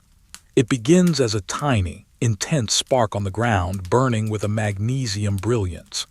It shoots up, a reverse falling star climbing rapidly into the black sky. Then it blooms. It hangs in the air, drifting slowly under a small parachute. The light it casts is harsh, flickering, and incredibly bright. It illuminates a circle of the ground below, revealing the details of the trenches, the shattered trees, the ruins of a farmhouse. The shadows in this circle are sharp and dancing, rotating as the flare swings. From the cockpit, the flare looks like a dying sun, a pool of white fire floating in the sea of darkness. Then it burns out and the darkness snaps back, blacker and deeper than before. The afterimage lingers on the retina, a green spot that obscures the vision for a few seconds. The pilot checks the altitude, 800 meters, too high for the approach. The target is getting closer. The engine must be quieted. The descent must begin. The pilot's hand, a stiff, leather-clad claw, moves to the throttle. The movement is resisted by the frozen friction of the mechanism. The pilot pushes past the resistance, pulling the lever back. The change is immediate. The roar of the engine collapses. The continuous explosion of the cylinders dies away, replaced by a soft, rhythmic chuffing. Fut, fut, fut, fut.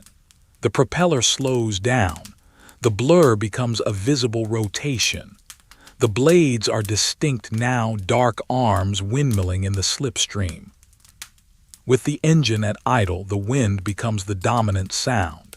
It is a high-pitched, mournful whistling that sings through the bracing wires. It rushes over the windscreen, a hollow, rushing noise like a river of air. The vibration of the airframe stops. The numbness in the hands and feet changes character. Without the shaking, the cold feels more static, more penetrating. The plane feels different. It is no longer pulling forward, it is sliding. The nose drops. The speed bleeds off. The pilot pushes the stick forward to maintain airspeed, entering a shallow glide. The Po-2 becomes a glider, a silent predator drifting down from the upper darkness. The silence of the glide is profound. It is the signature of the night witches. Nachthexen, the name given by the enemy. It comes from this silence, from the sound of the wind in the wires, which they say sounds like a witch's broomstick sweeping the air. The pilot knows this. It is a source of grim satisfaction to be a ghost, to arrive without thunder. The plane descends through the layers of the atmosphere. The air gets slightly denser, slightly richer. The smell of the ground rises to meet the aircraft. It is the smell of wet earth, of wood smoke, of cordite, the scent of the war. The visual perspective shifts. The ground is coming up. The abstract map becomes a concrete reality. The trees are no longer flat shapes, they have height, volume. The trenches are deep canyons. The pilot scans the darkness for the specific pattern of the target. A supply depot, a rail head, a concentration of trucks. It is a game of shadows. What is a truck and what is a bush? What is a building and what is a snowdrift? The eyes strain, watering from the cold wind. The pilot leans over the side of the cockpit, looking past the nose, past the slow-turning propeller. The wind creates a vacuum on the lee side of the windscreen, sucking the breath out of the lungs. The descent is a slow, controlled fall. 700 meters, 600 meters. The searchlights are closer now. The beams pass overhead, cutting through the space the plane occupied moments ago. The pilot feels the proximity of the light. It is a tangible pressure. If a beam were to hit the plane, the cockpit would be flooded with blinding white brilliance. The canvas would glow like a lantern. The pilot would be exposed, a specimen in a jar. But the canvas plane is small, dark, and matte. It absorbs the shadows. It slips between the beams, finding the pockets of darkness in the sky. The cold in the cockpit seems to intensify with the drop in power. The heat from the engine, which had provided a small amount of warmth to the legs, is gone. The slipstream is freezing. The pilot shivers, a violent, involuntary spasm that shakes the shoulders. The teeth chatter, a clicking sound inside the helmet.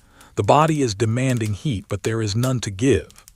The pilot forces the muscles to relax, to stop the shivering. Shivering burns energy. Energy is life. Be still. Be like the wood. Be like the ice. The plane passes over a village. It is a collection of ruined structures, roofless walls standing like broken teeth against the snow. There is no light there. It is a dead zone. The snow has drifted into the living rooms, piled up against the hearths. The pilot looks down into the open shells of the houses. They look like stage sets for a play that ended long ago. The shadows inside the walls are absolute. There is a sense of voyeurism, of looking into the private graves of a community. The plane drifts over them, a silent witness, casting a fleeting shadow that no one sees. Below the wing, the bomb racks are visible. The payload is still there. Dark, cylindrical shapes hooked onto the underwing hardpoints. They are the reason for this journey. They are heavy, cold iron. The pilot feels their weight in the handling of the plane, the inertia of the wings. In the glide, the heavy wings want to drop. The pilot must hold them level with constant, small inputs on the stick. The plane feels wallowy, sluggish. It is sinking through the air like a stone in water. The wind shifts again. A crosswind from the north pushes the plane sideways. The pilot crabs into it, pointing the nose away from the target to drift towards it. The geometry of the approach is complex. It is a three-dimensional triangle of speed, altitude, and distance. The pilot solves it by feel. If the plane is too high, the dive must be steeper, the speed higher. If the plane is too low, the throttle must be used, breaking the silence. The goal is to arrive at the release point with enough altitude to drop, but low enough to be accurate, all without touching the engine. It is a silent energy management puzzle. The atmosphere is thick with moisture here, lower down. A thin mist hangs over the snow, glowing faintly from the reflection of the distant flares. The plane flies through wisps of this fog. It condenses on the windscreen, freezing instantly into opaque white rime. The pilot scrapes a small hole in the frost with a gloved fingernail. Scritch, scritch. The sound is loud in the quiet cockpit. The view through the peephole is blurred, a vignette of the dark world. The mist dampens the sound even further. The wind noise softens. The world feels close, intimate, and suffocating. The pilot checks the turn and bank indicator. The needle is centered. The ball is centered. The wings are level. The heading is true. The target area is approaching. It is a dark smudge against the lighter snow of a railway clearing. There are faint glimmers of light there, careless blackout curtains, the glow of a cigarette, the open door of a stove.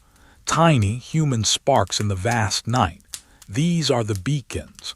The pilot fixes the eyes on these lights. They are the destination. The tension in the cockpit is not adrenaline, it is a tightening of the focus. The mind narrows down to a singular point. The cold, the fatigue, the hunger, they all recede into the background. There is only the vector, the line from the plane to the dark smudge. The pilot's breathing slows even further. Inhale, hold, exhale. The cloud of breath freezes on the collar. The heart beats slow and heavy. Thump, thump. It echoes in the ears, louder than the wind. The engine cools rapidly. The cylinder head temperature gauge drops. The needle moves back towards the cold sector. The pilot knows the risk. If the engine gets too cold, the oil will thicken again. When the throttle is pushed forward for the escape, the engine might choke. It might cough and die. The spark plugs might be fouled with carbon from the idling. It is a calculated risk. To remain silent is to survive the approach. To restart the engine is a problem for later. For now, the silence is the shield. The pilot accepts the gamble. The blue flames are gone. The exhaust is invisible. The plane is a black hole in the sky. Descent continues. 400 meters. The details on the ground are sharpening. The texture of the snow is visible, the ripples, the footprints. The dark line of the railway track is clear. A train is there, a long black snake stationary on the rails. No steam. It is waiting just like everything else in this frozen world. The pilot adjusts the glide path. A little more stick forward.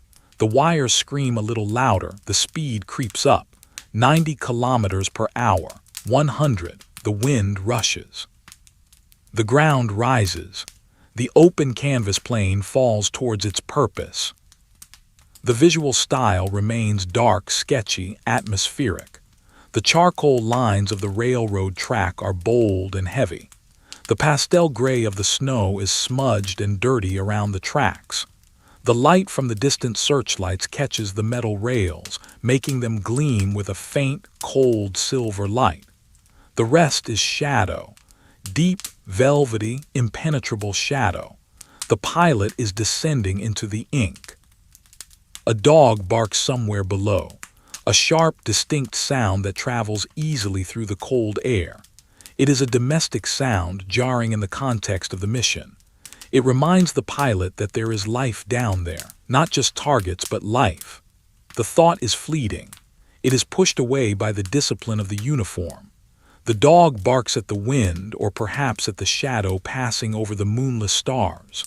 The plane drifts on, silent, unnoticed by the dog, a whisper in the upper air. The altimeter unwinds. 300 meters, the moment is close. The hand moves from the throttle to the release mechanism. It is a simple wire pull or a lever on the side of the cockpit. The mechanism is crude, a mechanical linkage that opens a hook. The pilot feels the cold steel of the lever through the glove. The metal is smooth, frosted. The finger hooks around it. The wait is almost over. The long, monotonous cruise has ended. The transition to the drop is beginning. The pilot enters the final trance of the attack. Eyes open, breath held, body frozen. The glider falls. The darkness wraps around the fuselage, holding it, guiding it. The pilot feels the air currents buffeting the wings, the updrafts from the tree line. The plane is swimming in the ocean of night.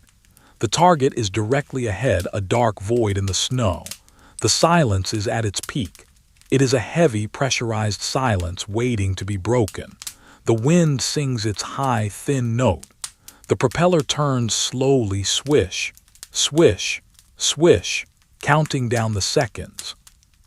The silence of the glide is a physical weight, heavier and more oppressive than the roar of the engine ever was. The absence of the mechanical vibration leaves the pilot exposed to the raw, unadulterated sounds of the atmosphere. The wind is a sibilant hiss, a sound like silk being torn slowly, continuous and sharp. It rushes over the leading edges of the wings, over the bracing wires, over the leather of the helmet. It is a clean, cold sound. The propeller, now turning only by the force of the slipstream, makes a rhythmic swishing noise. Whoosh, Whoosh, whoosh. It is a slow, lazy heartbeat, a counterpoint to the rapid, thudding pulse of the pilot's own blood in the ears. The aircraft is no longer pulling itself through the air. It is falling through it, sliding down an invisible ramp of gravity towards the dark earth. The altitude dissolves. 250 meters. The perspective of the ground shifts from a map-like abstraction to a three-dimensional reality. The trees are no longer flat textures. They are distinct, vertical objects with branches that reach up like grasping fingers. The snowdrifts have depth, casting long, sharp shadows in the faint ambient light. The railway track is a bold, black line of iron and oil, cutting through the pristine gray of the snow. The train is a massive, solid shape, a series of rectangular blocks joined together, resting heavily on the rails. It looks dead, inert, a fossil of the industrial age frozen in the ice. But the pilot knows it is full of ammunition, full of fuel, full of the machinery of war. The glide path is steep. The Po-2, with its high drag and low weight, does not glide efficiently. It sinks. The pilot manages the energy state with minute movements of the stick. Pull back slightly to stretch the glide, feeling the airspeed bleed off. Push forward to pick up speed, feeling the ground rush up faster. It is a delicate balance. Too slow and the controls become mushy, unresponsive. The plane could stall, dropping a wing and spinning into the ground. Too fast and the aim is ruined, the window of opportunity missed. The pilot flies by the seat of the pants, feeling the lift in the base of the spine. The plane talks through the airframe, a shudder in the stick, a vibration in the rudder pedals. These are the warnings of the stall. The target is now filling the forward view. The dark silhouette of the locomotive, the line of flat cars loaded with crates. The pilot leans out over the side of the cockpit, the wind blasting the face, freezing the skin instantly. The goggles are fogged at the edges, but the center is clear. The eye aligns the wing strut with the target. There is no bomb sight. There is no computer. There is only the geometry of the wire and the wood. The pilot waits. The mind calculates the lead, the speed of the plane, the angle of the descent, the time of the fall. It is an instinctual mathematics learned through repetition, etched into the neural pathways. The hand on the release lever tightens. The metal is freezing, burning the fingers even through the leather glove. The lever is simple, a piece of bent steel connected to a cable. The cable runs out along the wing under the fabric to the racks. The mechanism is primitive. A hook opens. Gravity does the rest. The pilot holds the breath. The moment is suspended. The train passes under the nose. The alignment is true. The point in space and time is reached. The arm moves. A sharp, deliberate pull. Clunk. The sound of the release is audible over the wind. It is a mechanical, metallic sound, the sound of a latch springing open. The aircraft reacts instantly. Relieved of the weight of the bombs, the wings generate more lift. The plane jumps upward, a sudden, buoyant lurch. It feels as if a giant hand has let go of the fuselage. The pilot counters the motion, pushing the stick forward to keep the nose down, to keep the speed up. The balance of the aircraft changes. The tail is lighter. The center of gravity shifts. The plane feels livelier, more responsive, but also more fragile. Below, the bombs fall. The pilot cannot see them, but the mind visualizes them. Dark, teardrop shapes tumbling through the cold air. They are heavy, filled with high explosives. They fall in a parabolic arc, tracing a line of inevitability between the plane and the ground. They are silent in their descent. The wind swallows the sound of their passage. They are simply objects obeying the laws of physics, mass velocity, trajectory. The pilot counts the seconds. 1, 2, 3. The plane drifts over the target, silent as a shadow. The impact is not a sound at first. It is a light, a sudden, violent bloom of orange and yellow against the monochromatic dark. It looks like a drop of bright ink falling onto black paper and spreading instantly. The light is intense, searing. It illuminates the underside of the wings, flashing on the struts on the canvas. The snow around the train lights up in a harsh, flickering glare. The shadows of the trees are cast violently outward, spinning and stretching as the fireball expands. The visual style of the scene changes abruptly. The soft pastels and charcoals are ripped apart by this jagged, aggressive splash of hot color. It is a moment of violent contrast. Then comes the sound. It takes time for the shockwave to travel up through the cold, dense air. Whump. It is not a sharp crack but a dull, heavy thud. It is a sound that is felt more than heard. It hits the bottom of the fuselage like a physical blow. The fabric of the wings drums. The pilot feels the kick in the seat. The plane rocks in the turbulence of the explosion. The air is disturbed. The smooth glide is broken. The smoke begins to rise. It is thick, black, oily smoke, billowing up from the burning train. It blots out the orange light, turning it into a deep, angry red glow. The smell of the explosion reaches the cockpit. It is the sharp, acrid scent of cordite and burning diesel. It cuts through the clean smell of the snow. The element of surprise is gone. The silence is broken. The ground wakes up. The reaction is immediate and furious. The darkness below, which had been passive and empty, suddenly erupts with light. The searchlights snap on, not one or two, but dozens. They are blindingly bright white beams that slice through the night. They sweep the sky frantically, crossing and uncrossing, creating a chaotic lattice of light. They are hunting. They are looking for the source of the pain. The pilot feels exposed. The darkness was the shield. Now the light is the weapon. The tracers begin. They rise from the ground like strings of fiery beads. Green, red, yellow. They move slowly at first, floating up lazily, almost beautiful in their symmetry. Then as they pass the plane, they speed up, whipping past with a terrifying velocity. Zip, zip, zip. The air is filled with lines of light. They look like scratches on the film of the night. They crisscross the sky, searching for the canvas wings. The pilot sees them passing between the wing struts under the fuselage. They are close. The sound of the gunfire from the ground is a distant, continuous rattling, like dried peas being shaken in a tin can. The glide is no longer safety, it is suicide. The pilot must have power, the engine must wake up. This is the most dangerous moment of the flight. The engine has been cooling in the glide, the oil has thickened, the cylinders have lost their heat. The pilot reaches for the throttle. The movement is desperate but controlled. The hand slams the lever forward. The butterfly valve opens. The fuel rushes in. The engine coughs, bang, sputter. It is a heart-stopping sound. The propeller hesitates. The plane shudders. The pilot pumps the throttle, finding the rhythm, coaxing the machine. Come on, come on.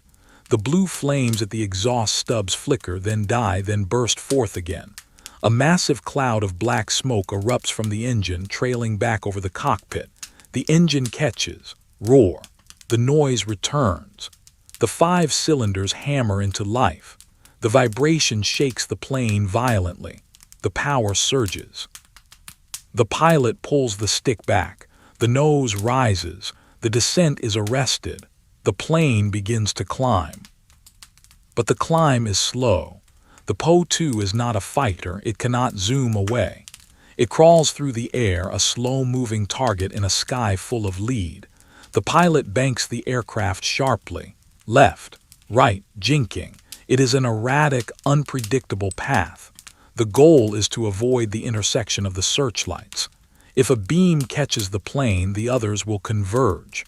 The pilot looks over the shoulder. A beam sweeps past the tail, missing by feet. The light illuminates the rudder. turning the green paint to a vivid, bright emerald. The pilot kicks the rudder pedal, skidding the plane sideways, slipping out of the light's path. The air around the plane is filled with the black puffs of flak. They appear silently, expanding instantly from nothing into dark, ragged clouds. Then comes the sound, crump, crump, louder than the bombs. The shockwaves buffet the light plane, tossing it like a leaf in a gale. The smell of the flak is different, sulphurous, metallic. The pilot flies through the smoke of a shell burst. The cockpit is momentarily filled with the gray fog of the explosion. The pilot holds the breath, eyes streaming, flying by memory. Visual chaos is overwhelming. The flashing tracers, the sweeping beams, the exploding shells, the burning train below. It is a hellscape painted in light and shadow. But the pilot's mind is cold. It is detached. The fear is there, a cold knot in the stomach, but it is suppressed. There is no room for panic. Panic is death. The pilot focuses on the instruments, airspeed, altitude, oil pressure. The engine is running rough, complaining about the sudden abuse, but it runs. The blue flames are long and angry. The pilot pushes the nose down again, trading altitude for speed. The best defense is the darkness of the earth. Get low, hedge hopping. The plane dives towards the tree line. The searchlights cannot track low. They are designed for the high sky. The pilot skims the tops of the trees. The black branches whip past the wheels. The speed increases. 110 kilometers per hour. 120. The wind screams. The vibration is intense. The plane is running for its life. The railway station recedes behind. The fire is a growing glow in the rear view. The searchlights are still sweeping the sky above, looking for a high-altitude bomber that isn't there. They are swatting at ghosts. The Po-2 is down in the weeds, merging with the shadows of the forest. The tracers fly high, arcing over the plane, uselessly expending their energy into the void. The pilot keeps the throttle wide open. The engine screams. The temperature gauge climbs rapidly. The engine is getting hot, but it must hold. Just for a few more minutes, just until the darkness returns. The terrain flashes by. A frozen river, a small village, a road. The pilot navigates by the shape of the shadows. The moonlight or starlight reflects off the snow, providing just enough contrast to see the obstacles. A power line tower looms out of the dark, a skeletal metal giant. The pilot reacts instantly, pulling the stick back, banking hard left. The wingtip misses the steel lattice by inches. The plane shudders in the wake of the turn. The pilot levels out, heart hammering against the ribs. That was close, too close. The cold air rushes into the cockpit, cleansing the smell of the battle. The cordite fades, the smoke clears, the smell of pine and snow returns.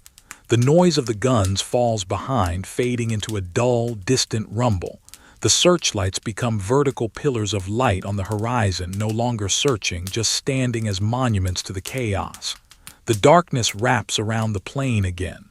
The velvet blanket of the night. The pilot exhales. A long, shuddering breath. The tension releases from the shoulders. The grip on the stick loosens slightly. The climb begins again, slowly. The engine needs to cool. The pilot pulls the throttle back from the stop, finding a cruise setting. The roar softens to the familiar drone. The blue flames shorten. The vibration settles. The plane climbs back to the safety of the upper air. 500 meters, 600 meters. The world below becomes abstract again. The details smooth out. The trees blend into forests. The trenches blend into the texture of the snow.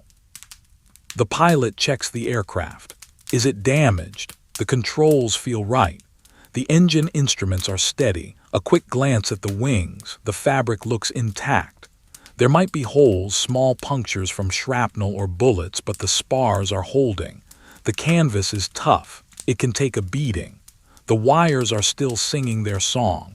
The pitch is true. The machine has survived.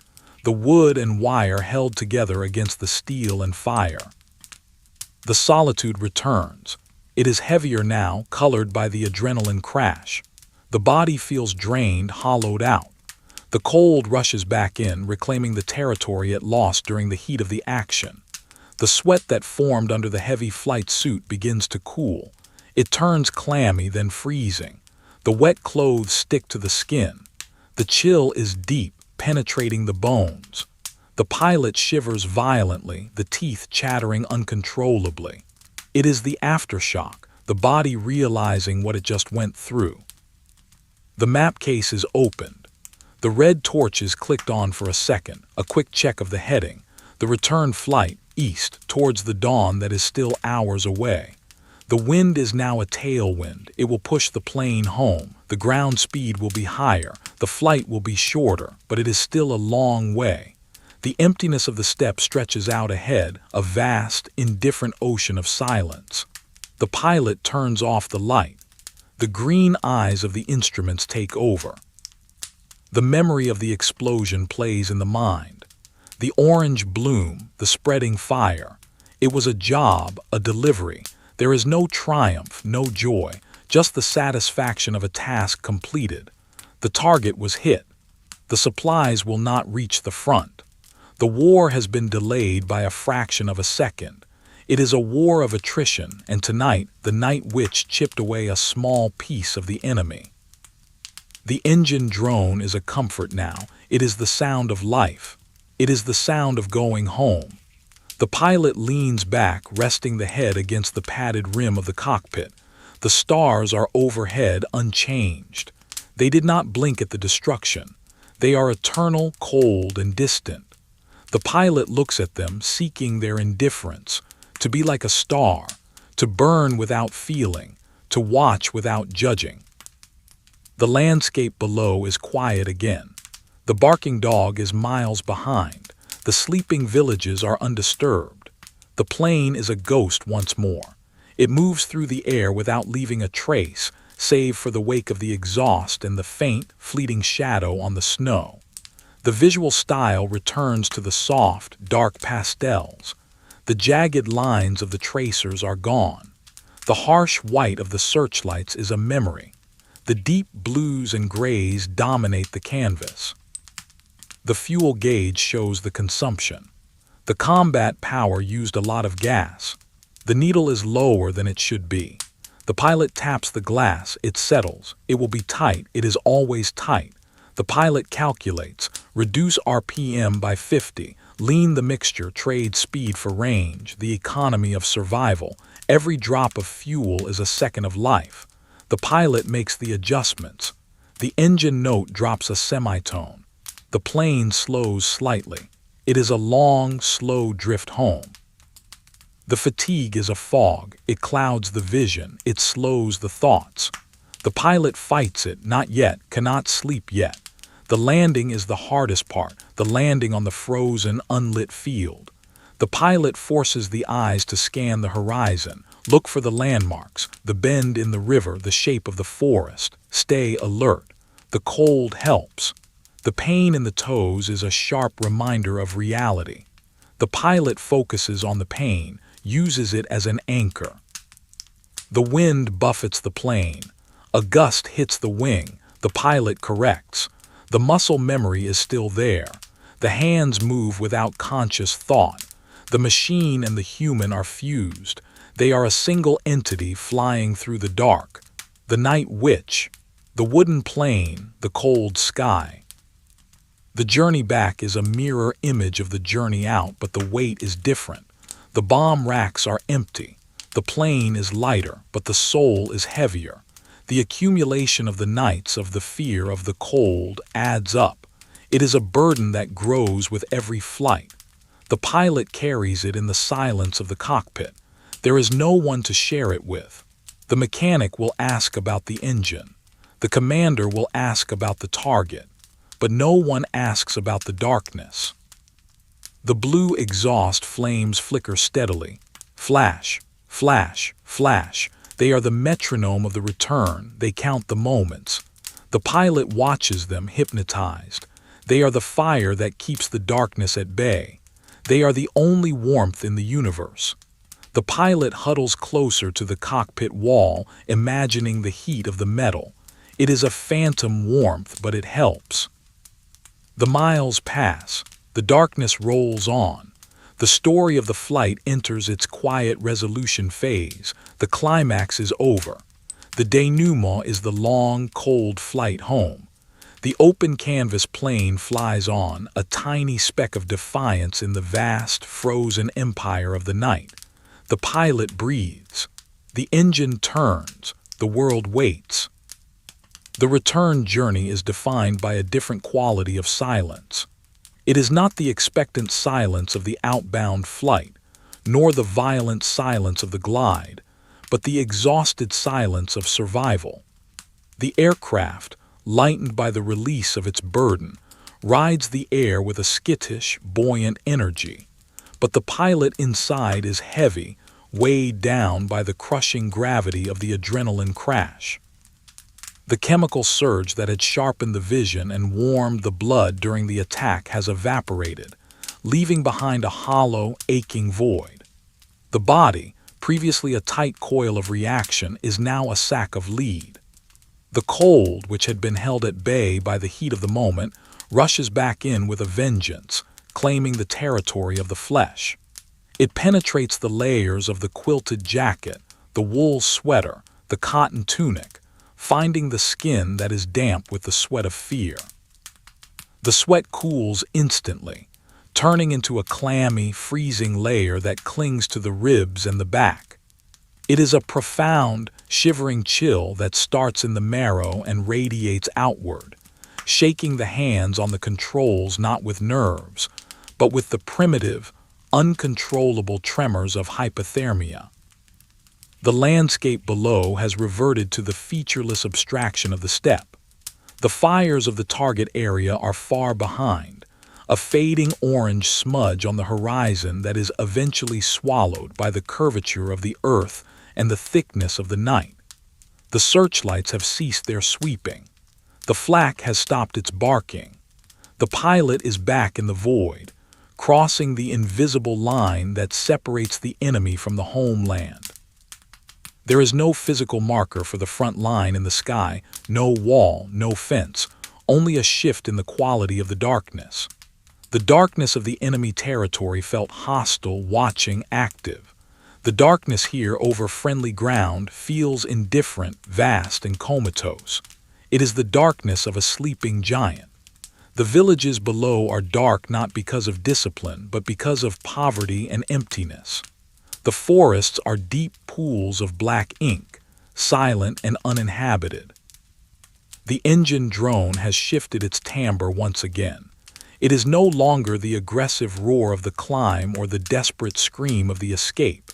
It has settled into a monotone utilitarian hum.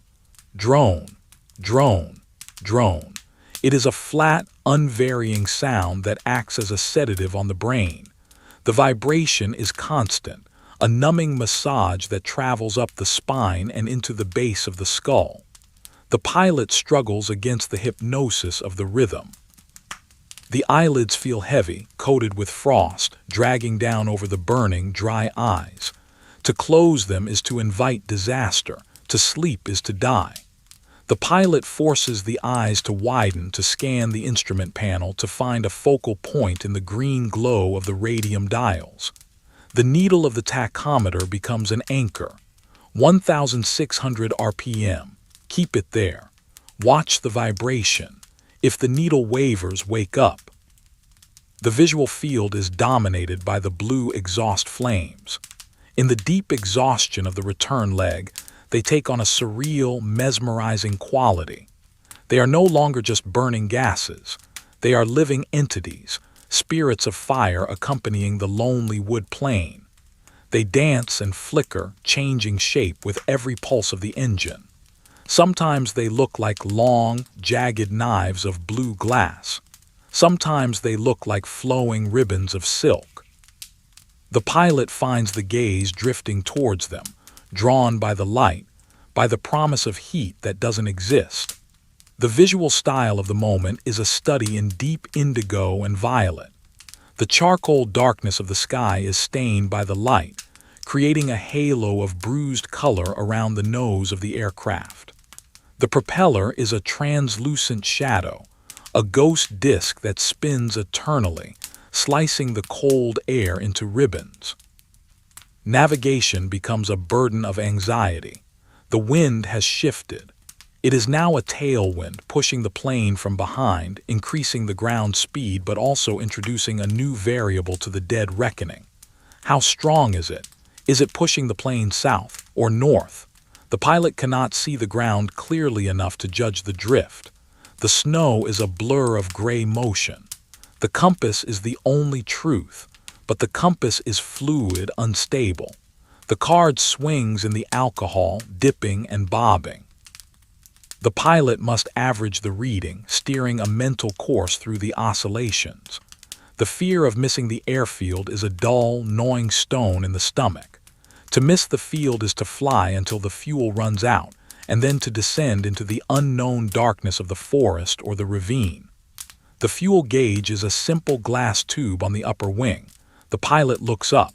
The level is low. The liquid is a dark meniscus, sloshing near the bottom of the scale. It is enough, theoretically. But the theory assumes a straight line. It assumes no headwinds. It assumes the engine does not falter. The atmosphere begins to thicken. The clear air of the target zone is replaced by a murky, moisture-laden haze. The clouds above are lowering, pressing down on the flight path. The ceiling drops, 500 meters, 400 meters. The pilot is forced to descend, squeezed between the cloud base and the frozen ground. The visibility deteriorates. The stars are gone. The sharp diamond points of light are erased by the overcast. The world is now a closed room, a box of gray fog and black shadow. The pilot flies into the mist. It is not a solid wall, but a gradual fading of clarity. The windscreen fogs up completely. The frost grows thicker, opaque and white. The pilot scrapes it away, but it returns instantly. The only view is over the side, looking down past the trailing edge of the wing at the passing ground. Snow begins to fall. It is not a storm, but a quiet, steady sifting of crystals. They streak past the cockpit, illuminated by the exhaust light. They look like sparks of white fire, horizontal lines of speed. They hit the exposed skin of the face like tiny needles, stinging the cheeks. They accumulate on the shoulders, on the lap, in the folds of the map case. The cockpit becomes a snow globe. The pilot brushes the snow off the instrument panel. It is dry, powdery snow, the kind that falls when the temperature is deeply sub-zero. It does not melt. It simply sits there, adding a layer of white dust to the black interior. The presence of the snow changes the acoustics. The sound of the wind is baffled, softened. The world feels even more isolated, wrapped in cotton wool. The cold enters a new phase. It is no longer a sensation. It is a state of being. The pilot's feet are lumps of wood inside the felt boots. There is no feeling in the toes, no feedback from the rudder pedals. The movement of the rudder is done by the upper legs, by the thighs, pushing the stiff blocks of the feet forward and back. The hands are claws, frozen into the shape of the stick and the throttle.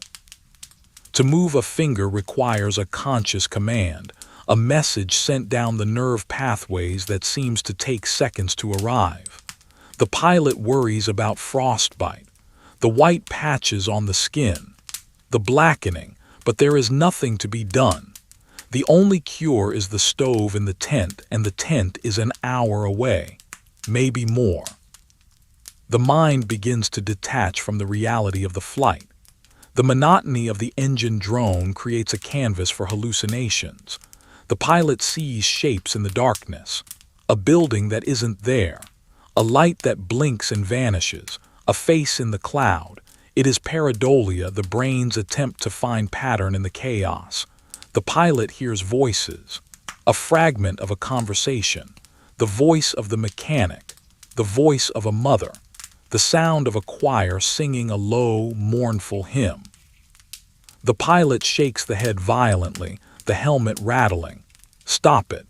Focus. The hallucinations recede, leaving only the gray snow and the blue fire. It is a struggle for sanity in the sensory deprivation tank of the night sky. The plane flies over a frozen river. It is a distinct landmark, a wide, serpentine ribbon of lighter gray winding through the black landscape. The pilot recognizes it. The Volga, or a tributary. If it is the river, then the course is true. The river leads home. The pilot follows the curves of the ice, using it as a guide rail. The flying becomes easier, less abstract. Follow the river. Don't hit the trees on the bank. The altitude is low now, perhaps 100 meters. The tops of the trees are close. The pilot can see the texture of the forest canopy, the ragged, snow-covered pine boughs. The sensation of speed returns. At this low altitude, the ground rushes by. The sense of motion helps to keep the brain awake. The solitude is absolute. In the combat zone, there was a sense of interaction with the enemy, with the flak, with the searchlights. Here, there is nothing. The pilot is the only living thing in the universe.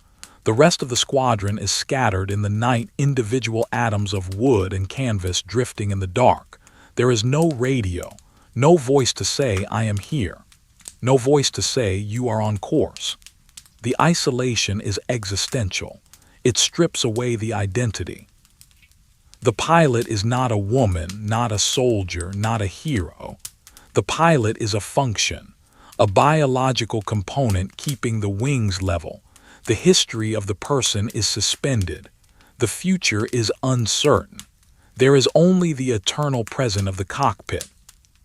The fuel gauge is a constant worry. The pilot taps it again. The liquid is low, very low. The consumption has been higher than planned. The climb after the attack, the evasion, the headwinds on the earlier leg, they all took their toll. The engine is thirsty. The pilot leans the mixture further. The risk of overheating is weighed against the risk of silence. The exhaust gas temperature rises. The blue flames turn slightly shorter, more intense. The engine runs on the edge of starvation. It sounds rougher, a little more brittle. Clack, clack, clack. The pilot listens to every beat. Is that a miss? Is that a cough? The paranoia of the engine failure is a constant companion. The landscape below changes again. The forest gives way to open fields. The snow is smoother here, unbroken by trees. The wind has swept it into long, parallel drifts that look like waves on a frozen sea. The pilot feels the exposure. If the engine quits here, there is nowhere to hide. The plane would be a black dot on a white plate, but the open ground also offers a chance. A forced landing is possible. The wheels could touch down on the flat snow. The pilot evaluates the surface. It looks hard. Rough but landable. The option is filed away in the frozen mind. Plan B. Weather worsens. The snow falls heavier. The visibility drops to the length of the nose. The pilot can barely see the propeller. The world is a gray void. The instrument flying skills are tested to the limit. The turn and bank indicator is the only reality. Keep the needle centered. Keep the ball in the middle. Trust the gyroscope. The inner ear screams that the plane is banking, that it is diving. The pilot ignores the vertigo. It is a sickening sensation, a spinning in the head that makes the stomach turn. The pilot swallows the bile. Trust the needle. Trust the needle. Time stretches. Minutes feel like hours. The clock on the panel ticks slowly. The second hand moves in jerks. Tick, tick, tick. The pilot counts the minutes. 10 minutes to the airfield, 5 minutes, or is it 20? The calculation of time and distance is fuzzy. The wind speed is a guess. The ground speed is unknown. The pilot is flying on hope and instinct. The map case is closed. It is useless now. The eyes are fixed forward, trying to pierce the veil of the snow, looking for a light, a flare, a signal. Then a flicker far ahead, a faint momentary spark in the darkness. Was it real or another hallucination? The pilot stares at the spot. It appears again, a rhythmic flashing, flash, pause, flash. It is a beacon, a kerosene lamp placed on a pole, a signal fire. It is the airfield. The relief is a physical sensation, a washing away of the tension that leaves the body weak. The pilot corrects the course, aiming the nose at the light. The beacon is the lighthouse in the storm. It is warmth. It is safety. It is the end of the night. But the approach is not simple. The weather is closing in. The ceiling is practically on the ground. The pilot must descend further, skimming the very surface of the snow. The wheels are inches from the drifts. The sensation of speed is terrifying. The ground is a blur of gray rushing past. The pilot must find the runway markers, the pine branches, the dark lines in the snow. The beacon is a guide, but not a runway. The pilot must transition from the instrument world to the visual world for the landing. The engine is throttled back. The roar softens. The glide begins again. But this time the plane is heavy with ice. The wings have picked up a layer of rime during the flight through the mist. The aerodynamics are ruined. The stall speed is higher. The plane feels sluggish, heavy, unresponsive. It wants to fall. The pilot fights it, holding the nose up with back pressure on the stick. The landing must be fast. To slow down is to drop out of the sky. The smell of the home base reaches the cockpit. It is a distinct smell: wood smoke, unburnt fuel, the smell of the pines that surround the field. It is the smell of the nest. The pilot breathes it in, filling the frozen lungs with the scent of return. It is a grounding sensation. The abstraction of the flight is ending. The reality of the earth is returning. The visual style of the scene is dark and murky. The snow is a veil of white noise. The beacon is a soft, haloed star in the center of the frame. The plane is a dark shadow emerging from the fog. The blue flames are short, spluttering as the throttle is reduced. The silence of the approach is different from the silence of the attack. It is a tired silence, a grateful silence. The pilot lines up with the imagined runway. The pine branches appear out of the gloom, rushing past on either side. They are the gates. The pilot flares the aircraft, pulling the stick back. The nose rises. The wheels reach for the snow. The ground effect cushions the descent. The plane floats for a second, a final moment of flight, suspended between the air and the ice. Then contact. The wheels touch the snow, crunch. It is a harsh, jarring sound. The suspension compresses. The plane bounces slightly, then settles. The tail skid drags, digging a furrow in the hard-packed surface. The friction slows the machine. The rollout is rough. The plane shudders as it trundles over the uneven ground. The speed bleeds off. The wind noise dies. The propeller slows to a visible tick over. The plane comes to a stop. The stillness returns, but it is not the stillness of the open sky. It is the stillness of the earth. The vibration stops. The pilot sits in the cockpit, the engine idling. The hands drop from the controls. They are shaking uncontrollably now. The adrenaline is completely gone. The cold is total. The pilot is a statue of ice, unable to move, unable to unbuckle the harness. The mission is over. The night witch has returned to the ground, but the transition from sky to earth is a shock. The mind is still up there in the gray void, flying the compass heading. The body is here in the dark, on the frozen field. Figures emerge from the snow. The mechanic, the armorers, they are dark shapes running towards the plane. They are the ground crew. They are the connection to humanity. The mechanic reaches the wing, ducking under the strut. A face appears at the cockpit rim, a voice muffled by the scarf and the wind. Alive? The pilot nods. A small, stiff movement. Alive. The engine is cut. The mixture lever is pulled back. The propeller spins down and stops. The silence is sudden and absolute. The blue flames die. The light vanishes. The world goes black. The only sound is the ticking of the cooling metal and the wind in the trees. The pilot sits in the dark, listening to the silence, feeling the weight of the gravity, the weight of the exhaustion, the weight of the history that has just been written in the air.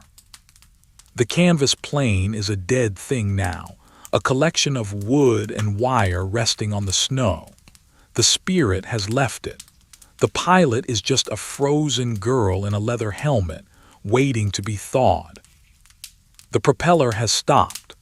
The wooden blades, which for the last few hours have been a translucent blur of energy, are now solid, heavy bars of timber, frozen in a vertical position at the nose of the aircraft.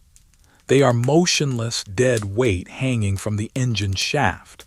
With the cessation of the rotation, the wind from the slipstream has vanished, leaving only the natural, biting breeze of the steppe to curl around the cowling.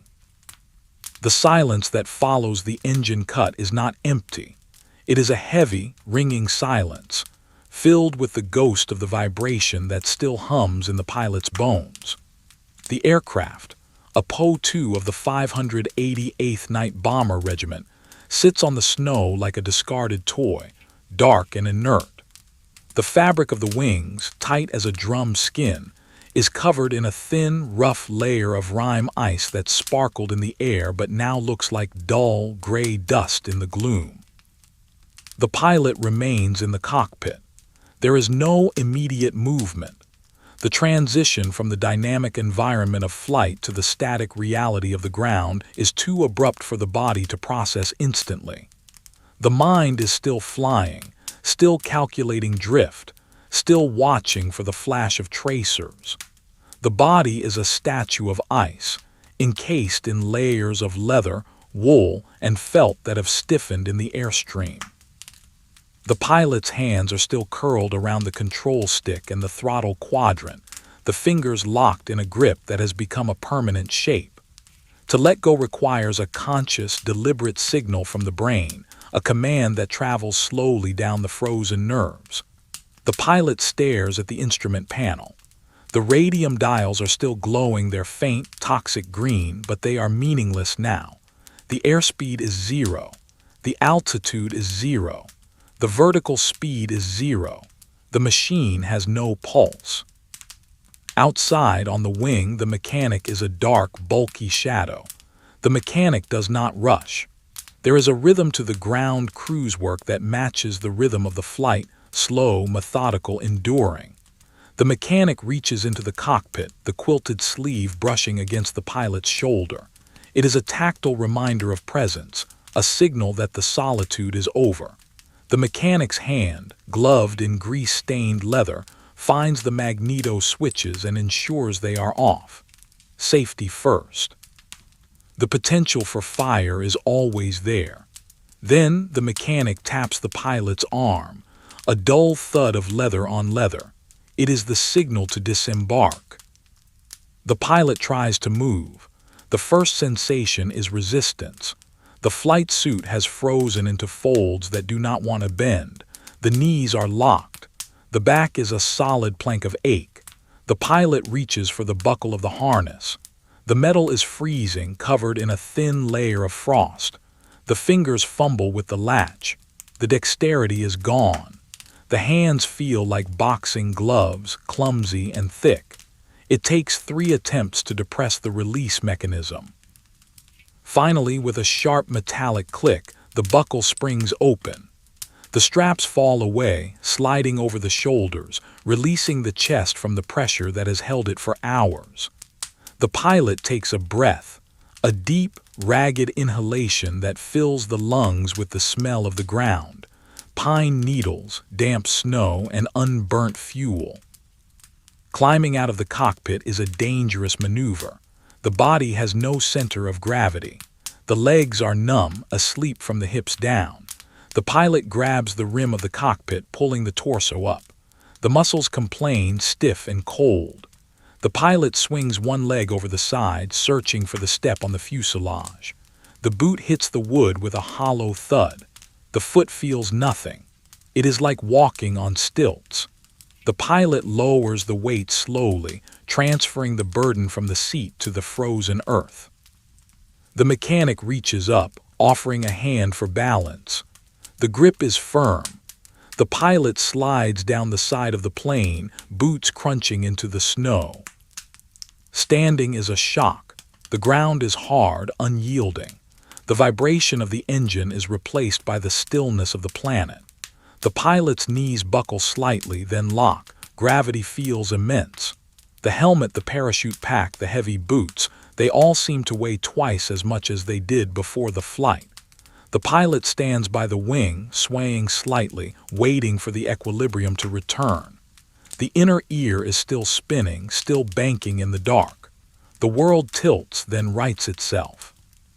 The mechanic nods, a brief gesture in the shadow, and turns back to the plane. There is no time for conversation. The night is not over. The visual scene is painted in the deepest shades of exhaustion. The snow on the airfield is a dark, muddled gray, trampled by boots and tires. The sky above is a heavy lid of clouds, blocking the stars. The only light comes from the distant lanterns near the revetments and the faint, bluish glow of the snow itself, which seems to trap the ambient starlight. The plane is a silhouette, a cutout of black paper against the dark gray background. The lines of the bracing wires are barely visible, thin scratches in the air. The pilot begins the walk around the aircraft. It is a ritual, a post-flight inspection. The pilot runs a gloved hand along the trailing edge of the lower wing. The canvas is rough, textured like sandpaper by the ice. The pilot feels for tears, for holes. The fabric is the only thing keeping the air at bay. A bullet hole, a piece of shrapnel, they leave jagged, distinct signatures in the cloth. The pilot finds a small tear near the wingtip. The finger traces the edge of the rip. It is small, perhaps from a spent casing or a piece of debris. The mechanic will patch it. A strip of fabric, a brush of dope. It will be ready in minutes. The plane is resilient. It is made of simple things, easily repaired. The walk continues to the tail. The skid is covered in snow, a lump of white ice. The rudder cables are checked. They are tight, singing a low note when plucked. The pilot looks up at the tail surfaces. They are intact. The red star painted on the vertical stabilizer is invisible in the dark, just a variation in the shade of black. The pilot moves to the other side. The fuselage is sounded with a knock of the knuckles. Thump, thump, solid. The wood is frozen but sound. The inspection is tactile. The eyes are useless in this light. The hands must see for them. The cold on the ground is different from the cold in the air. In the air, it was a stripping wind, a force that tore the heat away. On the ground, it is a crushing weight. It settles on the shoulders, presses against the chest. The air is still, but it is dense with frost. The temperature is perhaps 35 degrees below zero. The moisture in the nose freezes instantly upon exhalation. The pilot pulls the scarf up again, creating a pocket of warm, moist air to breathe. The wool is wet and smells of sheep, but it is a comfort. The pilot turns away from the plane. The duty to the machine is done for the moment. Now comes the duty to the regiment. The walk to the command tent is a trudge. The snow is deep between the cleared areas. The boots sink in, breaking the crust. Crunch, step, crunch, step. It is a slow, rhythmic progress. The parachute pack, still strapped to the back, bangs against the thighs. It is a heavy, awkward burden, a reminder of the failure that did not happen. To use the parachute is to admit defeat, to leave the ship. Tonight the ship came home. The airfield is a landscape of shadows. Other planes are visible as dark shapes in the distance. Some are being fueled, the distinct smell of gasoline drifting on the wind. Some are being armed, the metallic clank of bombs being hoisted onto racks echoing in the quiet. There are voices, low and muffled. No one shouts. Sound travels too far in the cold. The conversations are utilitarian, clear. Lift. Full. The pilot passes a group of armorers. They are women, bundled in coats so thick they look like spheres. They are lifting a bomb, struggling with the weight on the slippery footing. They do not look up. Their focus is on the iron. Ahead, the command tent glows. It is a beacon of warmth in the wilderness. The light leaking from the seams is amber, rich and inviting. It promises a reprieve, however brief. The pilot approaches the flap. The canvas is stiff, frozen into place. It requires a shove to open. The pilot pushes through, entering the transition zone. The air inside is warmer, but it is thick with smoke. Tobacco smoke. The smell of burning wood. The smell of drying wool. It is a sensory wall that hits the pilot in the face. Inside, the light is dim, provided by a few kerosene lamps hanging from the center pole. The shadows are long and wavering. The visual style shifts to a warmer palette, browns, oranges, and deep yellows, but the underlying darkness remains.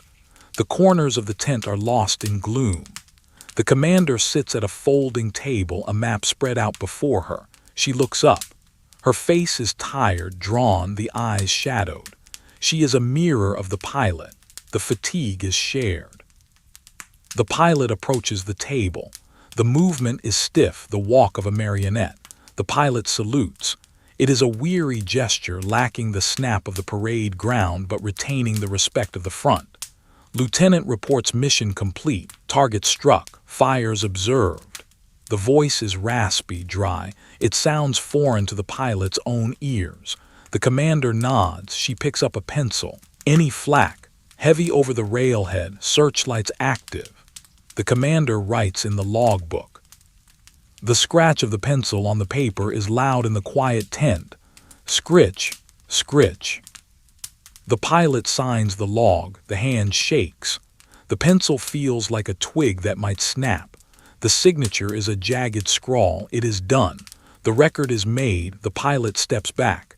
Go warm up. You are up again in 40 minutes. 40 minutes. The time is a gift and a curse. Enough time to thaw, but not enough to rest. Enough time to feel the pain of the blood returning, but not enough to sleep. The pilot nods. Yes, Commander. The pilot moves to the stove. It is a cast iron box in the center of the tent, radiating a fierce, dry heat. A pot of tea sits on top. The pilot takes a tin mug, pours the dark, hot liquid. The hands wrap around the metal. The heat burns the palms, but the pilot does not let go. It is a necessary pain. The heat travels through the leather gloves, through the skin, into the blood. The pilot takes a sip. The tea is bitter, strong, and scalding. It burns the throat, a line of fire going down to the stomach. It is the elixir of life. Around the stove, other pilots are sitting on crates. They are silent figures wrapped in their thoughts. Some are sleeping, heads bowed on their chests, instant oblivion. Others are staring at the fire, their eyes wide and unseeing. The 1,000-yard stare. The pilot finds an empty crate and sits. The body collapses into the seat.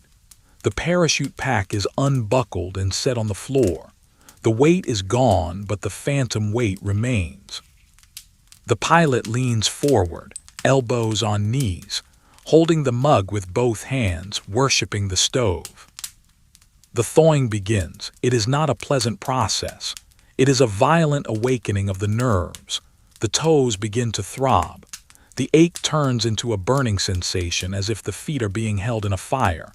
The screaming barfies, they call it. The pain is nauseating. The pilot grits teeth, rocking slightly back and forth. Endure, endure. The fingers tingle, creating sharp electric shocks that shoot up the arms. The nose runs, the frozen mucus melting and dripping. The pilot wipes it away with a rough sleeve. The face begins to sting as the blood rushes back to the cheeks. The atmosphere in the tent is heavy with the unsaid. Everyone here knows the odds. Everyone knows the sound of a plane that doesn't return. They listen to the engine noises outside. A takeoff, a landing, a silence that lasts too long. They count the sounds, but they do not speak of it. They speak of the tea. They speak of the tobacco. They speak of the mail that hasn't arrived. The conversation is a shield against the reality. The visual focus is on the stove. The iron is black, but where the heat is most intense, it glows a dull, dark red. It is the heart of the regiment. The light from the stove illuminates the boots of the pilots, a circle of felt valancy gathered around the warmth. The rest of the tent is a blur of shadows. The drawings on the walls, maps, propaganda posters, are dim shapes. The focus is on the small circle of light and heat. The pilot closes eyes for a second. The image of the blue flames returns. The vibration of the cockpit returns. The mind is still in the air. It takes effort to ground it. The pilot listens to the sounds of the tent, the hiss of the stove, the rustle of a map, the breathing of the sleeping women. It is a fragile domesticity in the middle of a frozen hell. Outside, the work continues. The mechanic is back at the plane. The refueling truck has arrived. The hose is dragged through the snow. The fuel is pumped by hand. Clank-whoosh, clank-whoosh. The sound is muffled by the canvas walls, but it is audible. The plane is being fed. It is a hungry beast. It consumes the petrol and demands more. The pilot knows the plane is waiting. It is cooling down, the oil thickening again. The cycle is turning. The armorers are loading the racks. This is a delicate operation. The bombs are live. The fuses are sensitive. The hands that load them are cold and stiff. The pilot thinks of the armorers. They do not fly, but they suffer the same cold. They stand in the snow for hours, lifting iron. They are the unsung strength of the regiment. The pilot feels a surge of gratitude, silent and deep. Without them, the night witches are just girls in gliders. The 40 minutes are passing. The clock on the tent pole is the enemy now. It ticks relentlessly. 10 minutes gone, 20. The warmth is soaking in, making the body heavy, making the mind slow. The desire to lie down, to curl up on the floor and sleep for a week is overpowering, but the discipline holds. The pilot stays upright. To lie down is to surrender. To stay seated is to remain ready. The pilot finishes the tea. The dregs are gritty with leaves. The warmth has spread to the core. The shivering has stopped, replaced by a dull, throbbing ache in every joint. The body is a map of pain. The knees, the back, the neck, the hands. Each part tells the story of the flight. The pilot rubs the neck, trying to loosen the muscles. The neck is stiff from the constant turning, the constant scanning of the dark sky. The helmet has left a red mark on the forehead. The flap of the tent opens. A gust of cold air rushes in, swirling the smoke. A figure enters. It is the navigator from another crew. She looks exhausted, her face pale. She nods to the group, moves to the tea. It is a changing of the guard. One crew in, one crew out. The cycle is continuous. The night is long and the targets are many. The regiment is a machine that runs on tea and courage. The pilot looks at the boots. The felt is steaming slightly in the heat of the stove. The moisture absorbed from the snow is evaporating. The smell of wet wool is strong. It is the scent of the barracks, of the home. The pilot stares at the steam rising, mesmerizing, swirling in the draft. It looks like the mist over the river. It looks like the clouds. Everything leads back to the sky. The commander's voice cuts through the haze. Sortie 2, briefing in 5 minutes. The respite is over. The warmth was a loan and now it must be repaid. The pilot sighs, a quiet, resigned sound. The body protests. The muscles cry out against the movement, but the pilot stands. The will overrides the flesh. The heavy coat is buttoned. The scarf is adjusted. The helmet is picked up from the crate. The pilot looks at the helmet.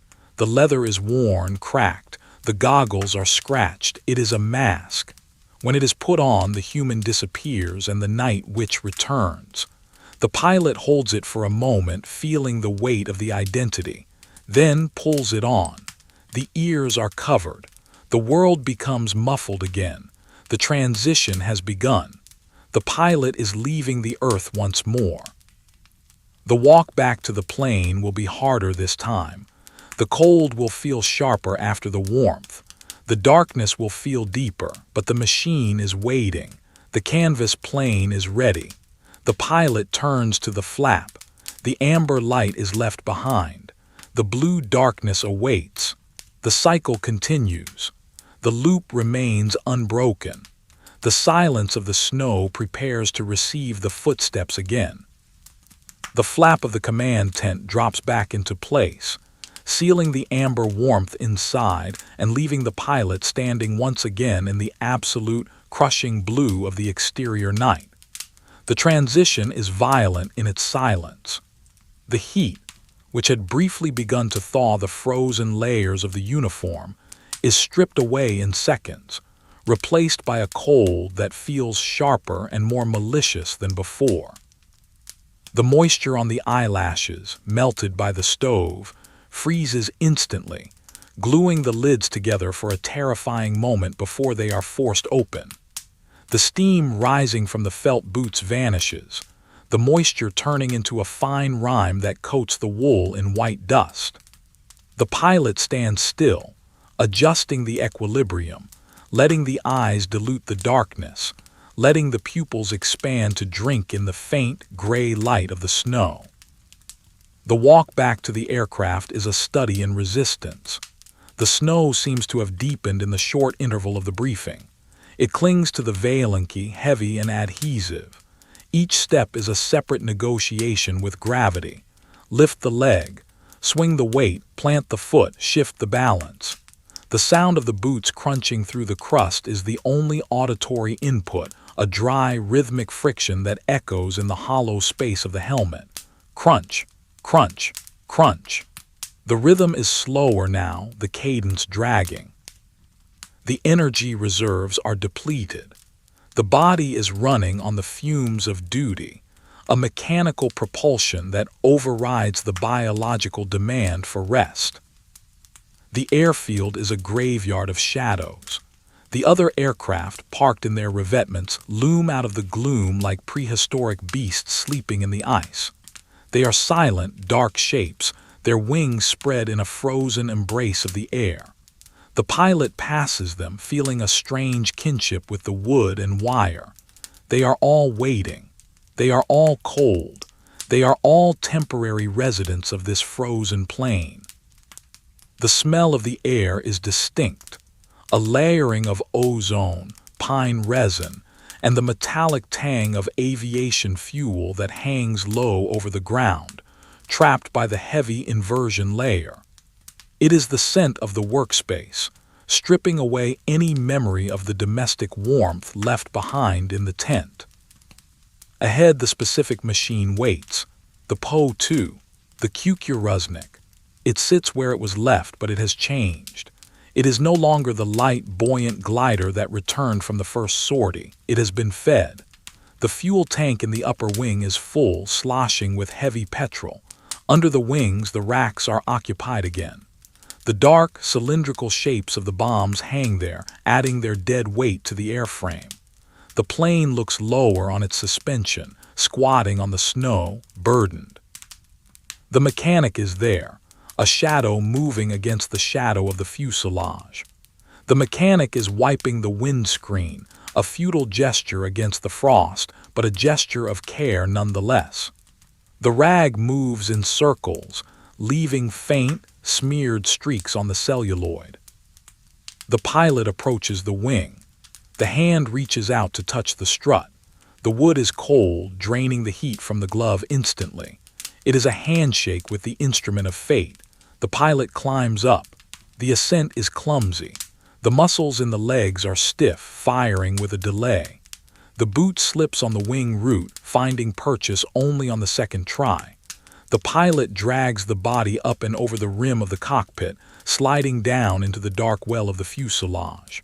The seat is a block of ice. The leather cushion has frozen hard. It absorbs the shock of the entry without giving. The pilot settles in, feeling the familiar, claustrophobic embrace of the cockpit walls. The ritual of the straps begins again. The harness is heavy, the canvas webbing stiff with cold. The buckle is a piece of freezing iron.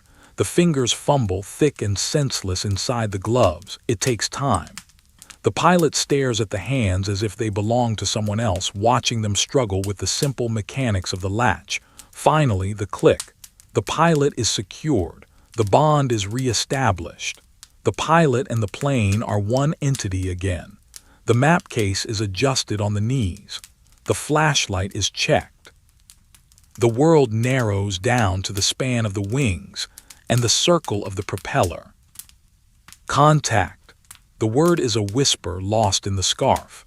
The pilot clears the throat, forcing the voice out, dry and cracking. Contact.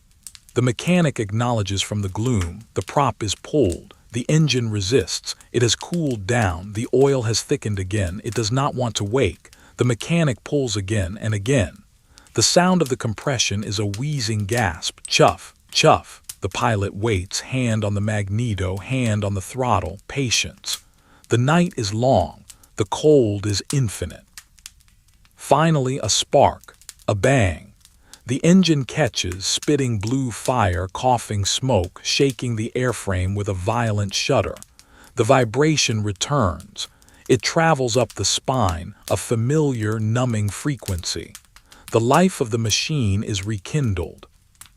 The taxi to the takeoff run is a blur. The pilot does not remember releasing the brakes or steering the tail. The mind has slipped into a lower gear, a subconscious autopilot. The plane moves across the snow, waddling and bumping.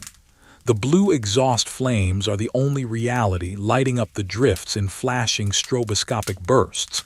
The pilot stares at them, hypnotized. Flash, flash, flash. They are the heartbeat of the mission. The takeoff is a struggle. The plane is heavy. It runs along the ground for what seems like miles, refusing to lift. The wheels rumble, a continuous low-thunder drum roll on the hard snow. The trees at the end of the field are rushing closer, tall black skeletons reaching for the undercarriage. The pilot pulls the stick back. Not yet. The tail lifts, but the wheels stay glued. Speed. Need more speed. The engine screams, a high-pitched, desperate note. Finally, the earth releases its grip. The rumble stops. The plane floats up, sluggish and heavy, clearing the treetops by inches. The branches whip in the slipstream, unseen but felt. The second sortie is different from the first. The novelty, if there ever was one, is gone. The adrenaline is gone. There is only the endurance. The darkness seems thicker, more opaque. The sky is a heavy blanket of lead pressing down on the open cockpit. The pilot climbs to the cruise altitude, but it feels like swimming through molasses. The air is dense. The climb rate is anemic. The altimeter needle creeps up the scale, shivering with the vibration. 300 meters, 400 meters. It is enough. The pilot levels off. The engine RPM is reduced. The drone settles into the cruising rhythm. Hum. The fatigue begins to manifest as a visual distortion. The pilot looks over the side. The ground is a moving belt of gray textures, but it starts to ripple. The snowdrifts seem to breathe, expanding and contracting. The dark patches of the forests look like holes in the fabric of the world, leading down into an abyss. The pilot blinks, shaking the head. The frost on the eyelashes makes the stars, if there were any, look like streaked lines. But there are no stars, only the clouds. The world is a closed room. The pilot is trapped in a box of vibration and cold. The cold moves inward. It has conquered the extremities. The hands and feet are forgotten, remote blocks of wood, and is now besieging the core. The stomach is a knot of ice. The lungs ache with every breath of freezing air. The pilot shivers, but it is a weak internal shivering, a vibration of the organs rather than the muscles. The mind slows down. Thoughts become viscous, moving like cold oil. The calculation of the course takes a long time. Heading 270. Wind from the north. Drift. The numbers float in the mind, unmoored. The pilot stares at the compass. The green N and S swim in the fluid. Just keep the needle centered. That is the only rule. Follow the green ghost. The solitude is absolute. On the first flight there was a sense of purpose, of a mission to be done. Now there is only the repetition. The pilot feels like Sisyphus pushing a wooden rock up a hill of air only to roll back down and do it again. The enemy is abstract. The target is just a coordinate. The real enemy is the sleep. The desire to close the eyes is a physical weight pressing on the lids. The drone of the engine is a lullaby. Sleep, sleep, just for a second. The pilot fights it with pain. Biting the lip, pinching the leg. The pain is dull, distant, but it anchors the consciousness. The hallucinations become auditory. The pilot hears music, a symphony playing in the wires. It is a complex, beautiful melody rising and falling with the wind, strings and woodwinds. It is the music of the frost. Then voices. The pilot hears her name being called, softly, distinctly. It comes from just behind the head, from the rear seat. But the rear seat is empty. It is just the wind curling around the fuselage. The pilot knows this. It is the fatigue. It is the mind playing tricks. But the voice is so real, it offers comfort. Rest, it says, just rest. The pilot grips the stick tighter, knuckles white inside the leather. No, the pilot whispers into the scarf. Fly. The landscape below is a repetitive loop of nothingness. Snow field, forest, ravine, snow field, forest, ravine. It feels as if the plane is stationary, suspended in amber while the world scrolls beneath it on a loop. Have they moved? Are they making progress? Or is this a purgatory of flight, an eternal mission to nowhere? The pilot checks the clock. The hands have moved. Time is passing, even if it doesn't feel like it. The reality of the mechanism proves the passage of time. The fuel gauge drops. The clock ticks. The machine does not hallucinate. The target appears not as a sudden discovery, but as a gradual realization. The lights on the horizon, the faint, sweeping beams of the searchlights. They are less active now, tired perhaps, or complacent. They sweep lazily across the sky. The pilot feels no fear, only a dull recognition. There, the work, the plane is turned. The descent begins. The engine is throttled back. The silence returns. The glider mode. But the glide feels steeper, faster. The heavy plane sinks like a stone. The pilot has to fight the stick to keep the nose up. The air rushes past, louder, angrier. The drop is a mechanical reflex. A line, wait, pull, the plane jumps. The weight is gone. The explosions below are distant, muffled thuds.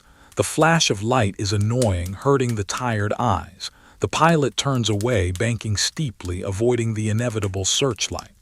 The beam catches the wingtip for a second, illuminating the fabric in a blinding white glare, showing every stitch, every patch, every grain of ice. Then the darkness swallows the plane again. The escape, the throttle forward. The engine groans, then roars. The slow climb back to safety. The return leg of the second sortie is the deepest valley of the night. This is the 0 hour, 3:00 a.m., the time when the human spirit is at its lowest ebb, the time when the body temperature drops to its minimum. The biological clock screams for sleep. The pilot is a zombie. The eyes are open, but the brain is shutting down sectors to conserve energy. The peripheral vision goes gray. The focus is a tunnel. At the end of the tunnel is the instrument panel. The green radium dials are the only things that exist. The pilot flies by the numbers. If the altimeter says 500, it is 500. If the compass says east, it is east. There is no questioning the instruments. The cold becomes a texture. It is rough, like a file rubbing against the skin. It is in the throat, a dry, scratching presence. The pilot coughs, a racking, painful spasm that shakes the whole body. The cough tastes of copper and exhaust. The scarf is a frozen block of ice against the mouth, abrasive and hard. The pilot tries to move the head to relieve the stiffness in the neck, but the muscles are locked. The head is fused to the shoulders. The pilot is a fixture of the cockpit, bolted in like the seat. The blue flames are the only companions. They have lost their beauty. Now they are just functional evidence of combustion. They flicker on the side of the cowling, casting long, grotesque shadows that dance on the wing. The shadows look like grasping hands, like demons trying to pull the plane down. The pilot watches them with a detached curiosity. Look at the shadow. It looks like a wolf. Now it looks like a tree. The mind wanders untethered. It drifts to memories of summer, green grass, swimming in a river. The sun. The memories are dangerous. They make the cold feel absolute. The pilot pushes them away. Think of the snow, think of the ice, be the ice. The fuel is low again. It is always the same story. The engine is a thirsty beast. The pilot checks the gauge. It is lower than before. The wind must have picked up, or the mixture was too rich. It doesn't matter, the equation is set. Fly until the fuel is gone or until the ground appears. There is no other choice.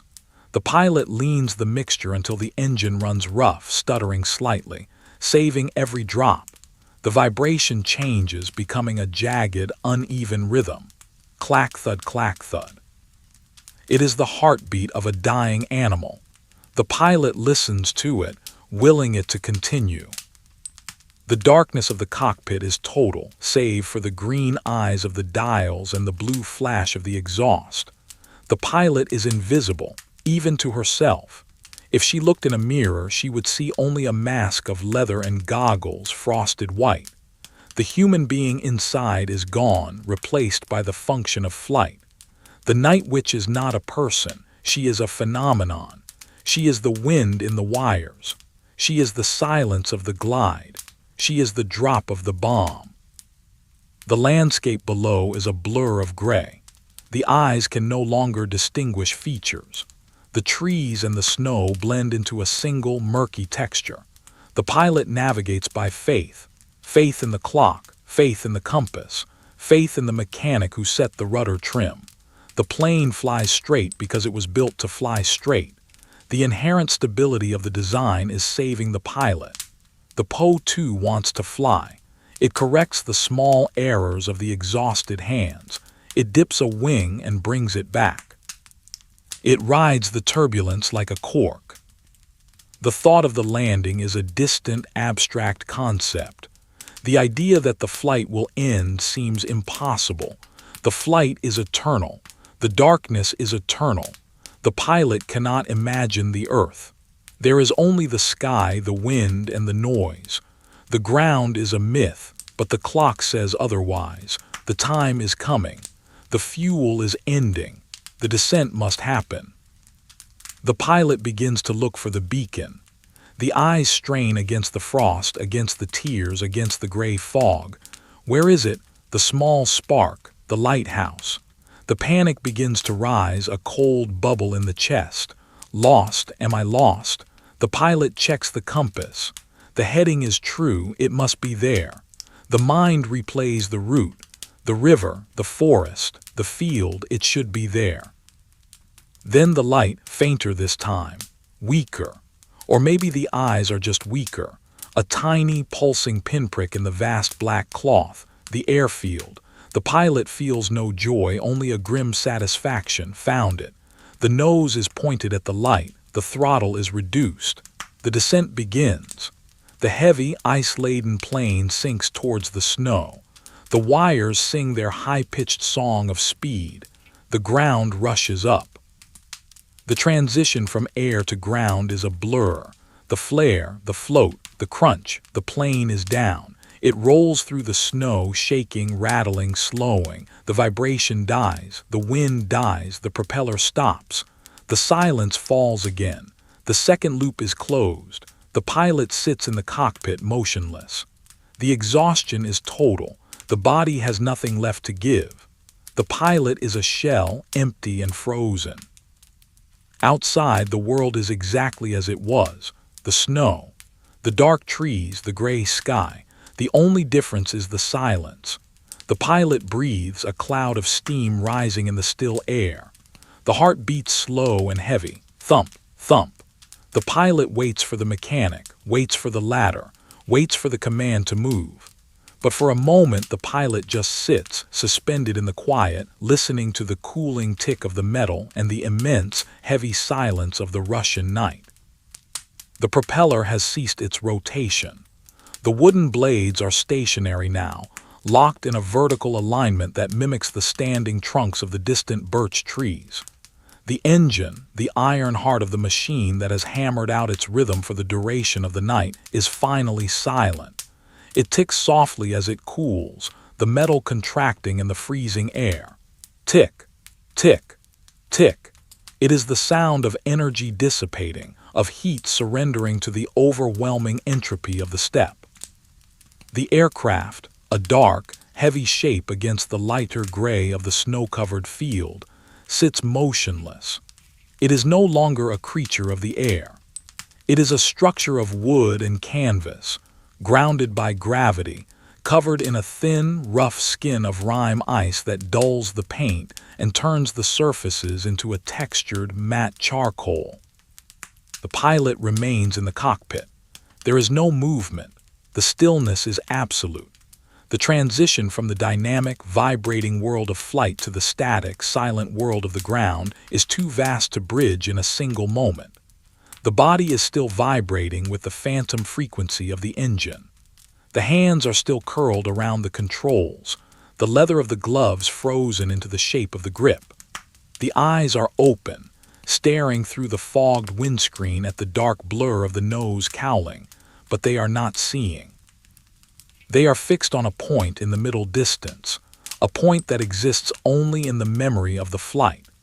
The mind is still up there, drifting in the black void, watching for the blue flash of the exhaust, waiting for the green arc of a tracer. The reality of the earth is a heavy, intrusive weight that presses down on the shoulders, demanding an acknowledgement that the pilot is too exhausted to give. The mechanic appears on the wing, a shadow detaching itself from the greater darkness. The movement is slow, respectful of the fatigue. The mechanic does not speak. There are no words left in this hour. The night has consumed them all. The mechanic reaches into the cockpit, a gloved hand gently touching the pilot's arm. The contact is muffled by layers of wool and leather, a dull pressure that signals the end of the duty. The pilot blinks. The eyelids are heavy, coated with frost that has fused the lashes together. The blink is a slow, deliberate tearing of the ice. The eyes focus on the mechanic's face, a dark oval wrapped in a scarf, only the eyes visible, reflecting the faint starlight. "Finished," the mechanic whispers. The word is a puff of white steam that hangs in the air for a second before vanishing. "Come." The pilot tries to move. The connection between the brain and the muscles has been dampened by the cold. The signal to lift the arm travels slowly down the nerve pathways, fighting through the numbness. The arm lifts, heavy as lead. The hand fumbles for the harness buckle. The metal is freezing, burning the fingertips through the glove. The fingers are stiff, clumsy, acting like wooden dowels rather than flesh and bone. It takes a long time to find the release. Finally, the latch gives way. Click. The sound is sharp in the silence. The straps fall away, sliding over the padded shoulders of the flight suit. The chest expands, taking in a breath that is not constricted by the webbing. It is a deep, painful breath of ice-cold air that tastes of oil and pine. Climbing out is a surrender to gravity. The pilot pulls the body up, using the arms to hoist the dead weight of the legs. The knees are locked, frozen in the bent position of the seated posture. To straighten them is agony. The joints creak, the tendons protesting against the movement. The pilot swings one leg over the side of the cockpit, feeling for the wing root. The boot hits the wood with a hollow thud. There is no sensation in the foot. It is like walking on a prosthetic. The pilot slides down the side of the fuselage, the canvas scratching against the flight suit. The mechanic is there, offering a shoulder for support. The pilot leans heavily, sliding until the boots hit the snow. Standing on the earth feels wrong. The ground is hard, unyielding. It does not bank or pitch. It is a solid, flat surface that jars the spine. The pilot sways, the inner ear still spinning with the memory of the turns.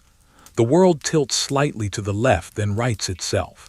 The pilot spreads the feet wide, planting the Valenki in the snow to find a stable base. The snow crunches, a dry, crystalline sound. The pilot looks at the plane. It looks small now, sitting on the ground. A fragile assembly of sticks and cloth. It is hard to believe that this thing carried a life through the fire. It looks dead, a dark carcass left in the snow. The walk to the barracks is a trudge through a dreamscape. The airfield is silent. The activity of the earlier hours has ceased. The fueling trucks are parked, their engines cold. The bomb sleds are empty. The other planes are dark shapes sleeping in their revetments. The wind has died down completely. The air is still, heavy, and incredibly cold. The temperature has dropped to its nadir. It is the hour of the wolf, the time before the dawn when the life force is at its weakest. The sky is a solid, oppressive gray. There are no stars. The clouds have lowered, sealing the world in a box of darkness. The pilot walks with the head down, watching the boots move through the snow. Step, drag, step, drag. The parachute pack is still strapped to the back, a heavy, awkward hump that pulls the shoulders back. The pilot is too tired to take it off yet. It is part of the anatomy now. The path is a narrow trail of packed snow, winding between the drifts. The snow on either side is deep, untouched, a smooth ocean of pale gray. The trees at the edge of the field are black sentinels, watching the slow procession of the pilot returning to the earth. The barracks is a dugout, half buried in the ground to protect it from the cold and the shrapnel. A mound of snow with a dark wooden door. The pilot approaches it. The door is heavy, made of rough planks. The pilot pushes it open.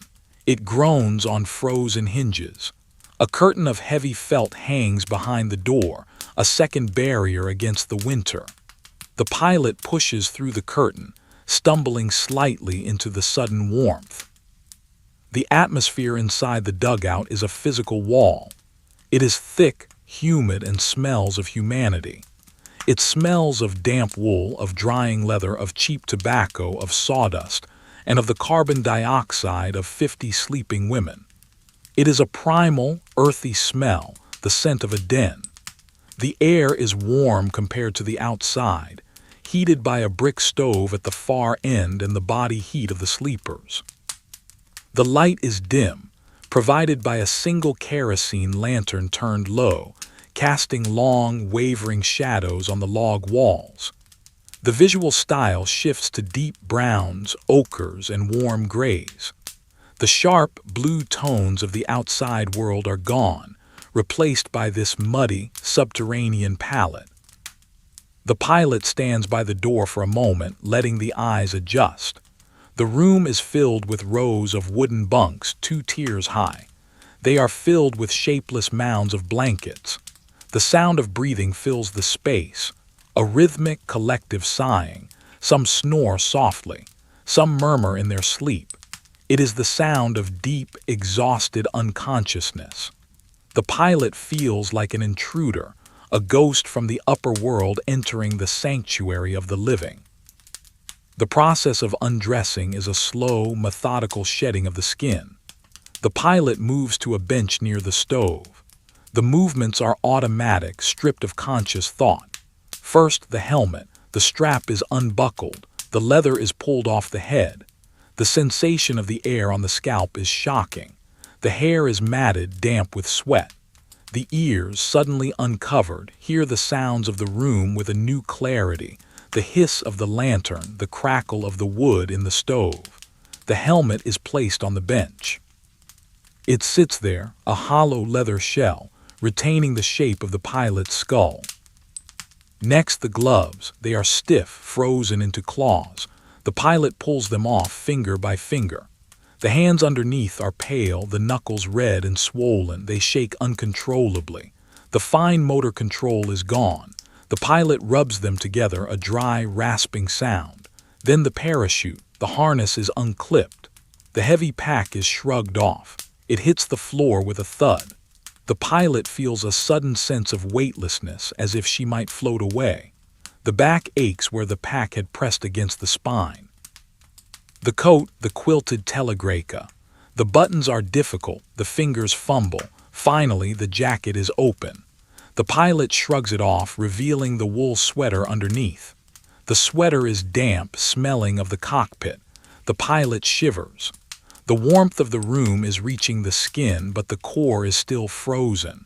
The cold is deep inside in the bones. It will take hours to drive it out. The boots are the hardest. The valency have swollen with the moisture. The pilot has to tug at them, using the other foot to push against the heel. It is a struggle. The pilot grunts with effort. Finally, the left boot slides off. Then the right. The feet are wrapped in layers of wool rags portianki. The pilot unwraps them slowly. The cloth is steaming slightly in the warm air. The feet are white, waxy, numb. The pilot massages them, kneading the flesh to bring the blood back. The pain begins. The hot ache. It starts as a tingle, then builds to a burning, throbbing agony. The pilot grits teeth, rocking back and forth on the bench, holding the feet. It is the price of returning to life. The pain is a reminder that the tissue is not dead. The pilot sits there for a long time, just breathing. The pain in the feet subsides to a dull throb. The shaking in the hands settles into a fine tremor. The mind is blank. There are no thoughts of the war, no thoughts of the mission. There is only the sensation of the warmth, the smell of the wood smoke, and the heaviness of the eyelids. The pilot looks at the lantern. The flame is a small, yellow tongue inside the glass chimney. It flickers slightly. The pilot watches it, mesmerized. It is the only thing moving in the room. Finally, the pilot stands. The socks are wet, leaving damp footprints on the wooden floorboards. The pilot walks to the assigned bunk. It is a lower bunk near the back. The mattress is a sack filled with straw. It is lumpy and rustles when touched. The pillow is a smaller sack of straw. The blanket is a heavy, scratchy wool quilt, dark gray and rough. To the pilot, it looks like the most luxurious bed in the world. The pilot climbs in. The straw crunches. The body settles into the hollows of the mattress. The wool blanket is pulled up, covering the shoulders, the neck, the chin. The pilot curls into a fetal position, seeking to preserve the heat. The sensation of the horizontal position is overwhelming. The spine decompresses. The legs relax. The neck muscles, tight as steel cables for the last 6 hours, begin to loosen. The head sinks into the straw pillow. The smell of the dry grass is strong, a summer smell that contrasts with the winter reality. The eyes close. The darkness behind the eyelids is not empty. It is filled with the afterimages of the night. The pilot sees the blue flames of the exhaust dancing and flickering. She sees the green glow of the instrument panel, the radium numbers floating in the void. She sees the white lines of the tracers zipping past. The images play out on a loop, a silent film projected on the back of the retina. The sensation of flight returns. The bed seems to sway. The pilot feels the lift of the wings, the bump of the turbulence. The body twitches, the hand jerking slightly as if to correct a drift on the stick. But the phantom flight is fading. The engine noise in the head, the constant drone, begins to recede. It moves further away, becoming a background hum, then a whisper, then nothing. The silence of the room takes over. The sound of the breathing of the others becomes the new rhythm. Inhale, exhale, inhale, exhale. It is a slow, oceanic rhythm that pulls the pilot down. The cold is leaving. The warmth of the heavy blanket traps the body heat. A slow, tingling warmth spreads through the limbs. The toes stop throbbing. The fingers relax, uncurling from the claw shape. The pilot lets out a long breath, a sigh that empties the lungs of the last of the tension. The chest rises and falls. The heart rate slows, thump, thump, thump. It beats slow and strong, a heavy drum in the quiet body. The mind begins to fragment. The linear narrative of the night breaks down into disjointed images. A face, a star, a tree, the texture of the snow, the smell of the tea, they float by unanchored. The pilot observes them without attachment. They are drifting away, carried off by the current of sleep. The conscious self is dissolving. The pilot is no longer a soldier, no longer a night witch, no longer a flyer. She is just a breathing organism, returning to the dormancy of rest. The darkness deepens. It is not the blue darkness of the sky nor the gray darkness of the snow. It is a warm, velvety blackness. It is soft and enveloping. It wraps around the pilot, filling the ears, covering the eyes, soothing the mind. It is a heavy, comfortable weight. The pilot sinks into it, deeper, deeper. The boundary between the body and the bed blurs. The boundary between the waking world and the dream world dissolves. Outside, the wind begins to pick up again, whistling softly around the corners of the dugout. It blows the snow over the tracks of the boots, filling them in, erasing the evidence of the walk. The plane on the airfield sits alone, covered in a fresh layer of white dust. The world is turning. The sun is still hours away. But inside the earth, in the warm, dark silence, the flight is over. The pilot sleeps. The breathing evens out, joining the chorus of the room. The silence is complete. The story has ended. The loop is closed. The night holds everything in its heavy, frozen hands, waiting for the turning of the earth.